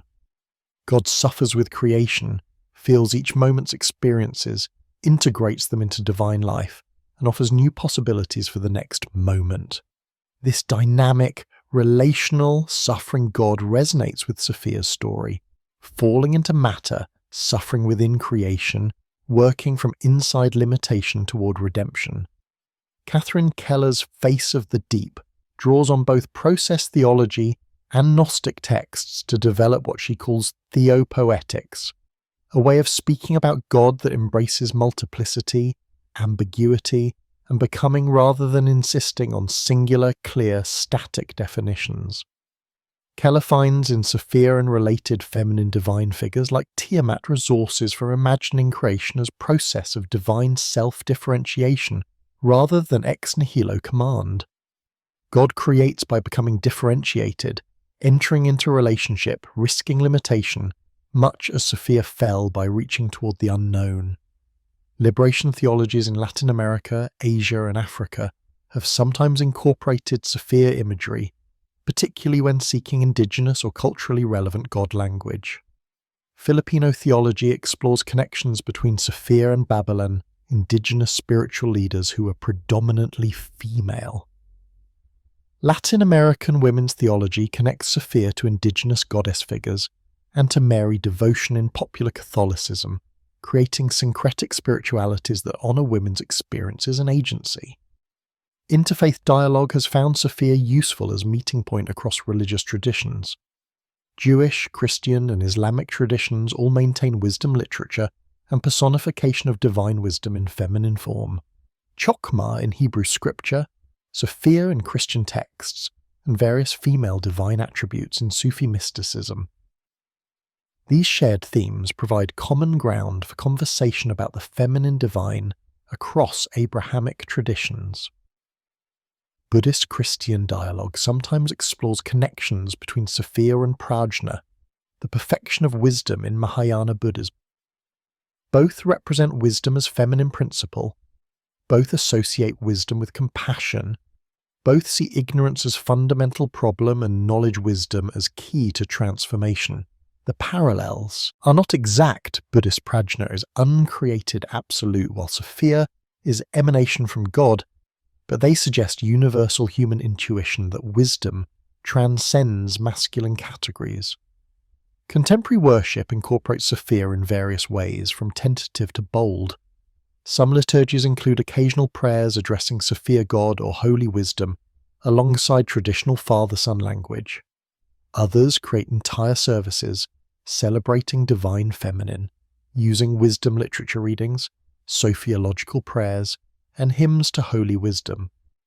Still others integrate Sophia more subtly, through inclusive language, feminine imagery in preaching, and attention to women's voices in scripture and tradition. Hymns like Bring Many Names by Brian Wren include verses addressing God as strong mother God and warm father God, deliberately balancing masculine and feminine imagery. The hymnal Wonder, Love and Praise includes chants to Sophia drawn from Orthodox tradition. These liturgical developments reflect broader theological work and respond to pastoral need among believers seeking worship language that includes their own gendered experience. The return of Sophia in these various forms represents not a single movement but a constellation of related efforts to enrich Christian theology and practice by recovering suppressed traditions, correcting imbalances, and addressing contemporary needs. Not all Christians welcome these developments. Many see them as dangerous innovation rather than legitimate retrieval. The controversy continues, as it has for nearly 2 millennia, over whether the divine can properly be imaged as feminine, whether Sophia has place in Christian orthodoxy, and what the implications might be for theology, worship, and community life. What is clear is that Sophia has returned to consciousness and conversation after long exile. Whether this return ultimately transforms Christianity or remains marginal development depends on complex factors: scholarly consensus, institutional receptivity, grassroots demand, and the ability of sophiological theology to address contemporary questions better than alternatives. But the fact of return itself is significant. Wisdom buried in the 4th century has been excavated in the 20th and 21st. The texts exist, the scholarship continues, the conversation expands. Sophia may never return to the central place she held in some Gnostic cosmologies, but she will not again be entirely forgotten or dismissed as mere heresy. Dawn breaks over the Jabal al-Tarif. The honey-coloured limestone cliffs glow golden in the early light, much as they must have 1600 years ago when someone buried 13 codices here, preserving Sophia's story for a future they could not imagine. The Nile flows nearby, as it has for millennia, indifferent to empires and religions, to the rise and fall of orthodoxies. The site itself is unremarkable now. A few informational plaques, occasional tourist groups, local guides explaining what was discovered here. The jar that held the codice sits in a museum.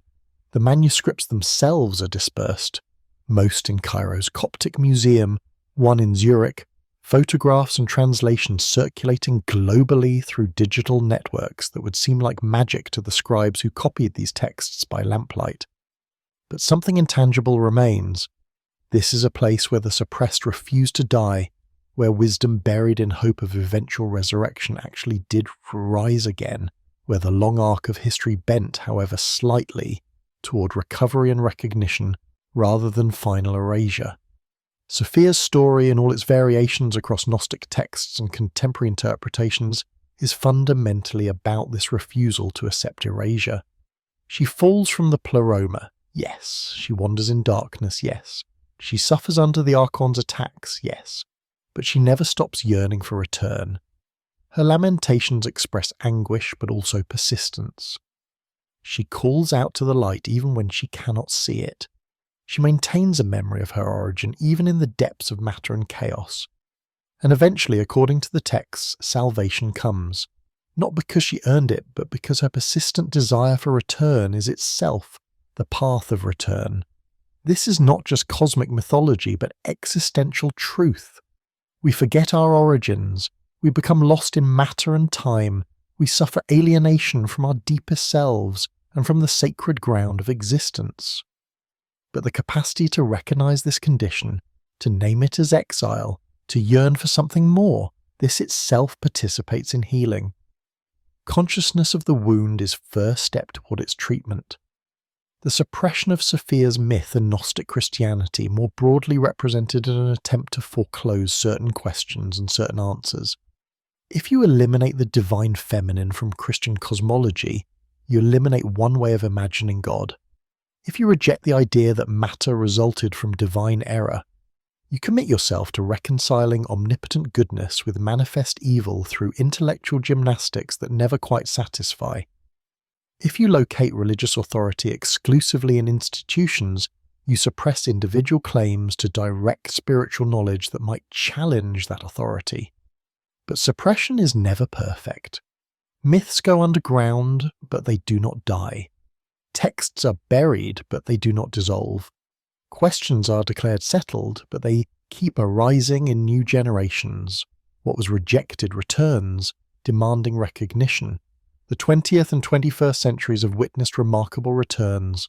Gnostic texts rediscovered, goddess spirituality resurging, feminist theology reconstructing, ecological awareness demanding new relationship with matter and nature, interfaith dialogue requiring pluralism, postmodern philosophy questioning grand narratives and absolute authorities. Into this context, Sophia's story speaks with unexpected relevance. She teaches that ultimate reality is more complex than simple formulations admit, that the divine includes feminine as well as masculine, that the world's brokenness is profound but not final, that knowledge matters more than obedience, that direct experience trumps institutional mediation, that every individual contains divine spark regardless of gender or social status, that creation groans in labour pains awaiting restoration that depends on both divine initiative and human cooperation.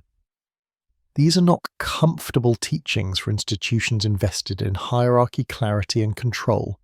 They were not comfortable in the 2nd century, and they are not comfortable now, but they resonate with experiences that will not be denied. Experiences of alienation and yearning, of intuiting that things are not as they should be, of sensing depths in reality that exceed official explanations, of recognizing the sacred in unexpected places and unlikely people. The codices from Nag Hammadi sit behind glass in climate-controlled museums now, too fragile for handling, slowly degrading despite best conservation efforts. Papyrus and leather are not permanent. Eventually these physical objects will dissolve, returning to the dust from which they came. But the words have been copied, translated, digitized, disseminated globally.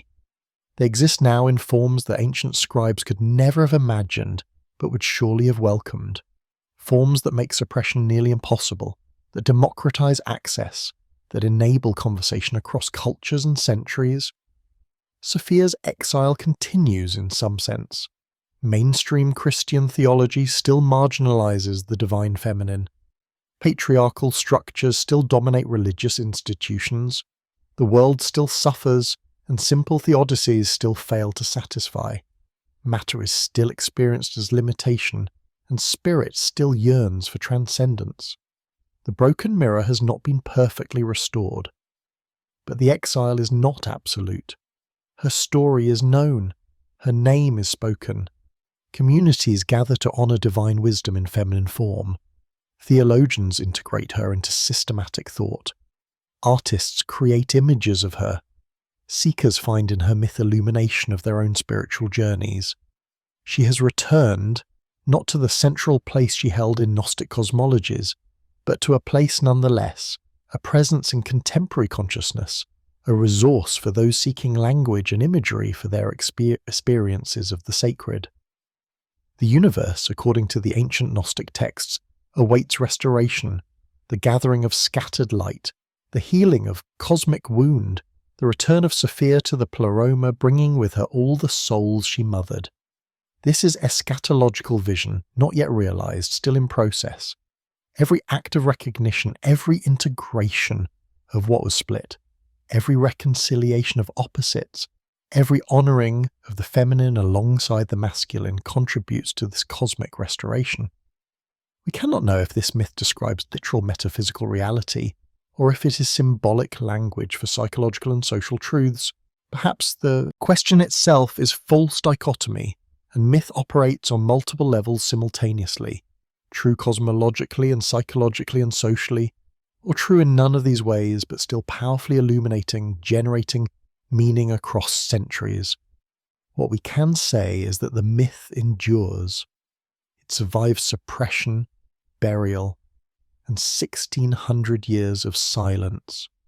It returned when conditions allowed and found new audiences who recognized in this ancient story something that spoke to their own moment. It adapted and changed as living myths do, acquiring new meanings while maintaining core concerns. She fell once, the texts tell us, and in her fall we fell with her. We are fragments of the shattered divine mirror, scattered across space and time, alienated from our source and from each other. But every act of understanding is her ascent. Every recognition of the sacred is a gathering of light. Every integration of what was divided is participation in cosmic healing. The work is not finished. The restoration is not complete, but it continues. And in its continuing, the memory of light persists. The sun rises higher over the Egyptian cliffs. Tour groups arrive and depart. The desert wind carries dust across the landscape as it has for millennia. In museums and libraries, the ancient codices wait, their words still legible to those who take the time to read them. In churches and temples and meditation halls around the world, people gather to honor divine wisdom by whatever names they use. In universities and coffee shops and online forums, people discuss what these texts mean and whether their recovery matters. Sophia's story continues to unfold, not in the past but in the present, not as settled history but as living tradition, not as finished tale but as ongoing invitation. She fell into matter, yes. She suffered exile, yes. She was suppressed and forgotten, yes. But she remembered. And she was remembered. And in that mutual remembering, the possibility of return, personal, communal, cosmic, remains alive. The memory of light endures.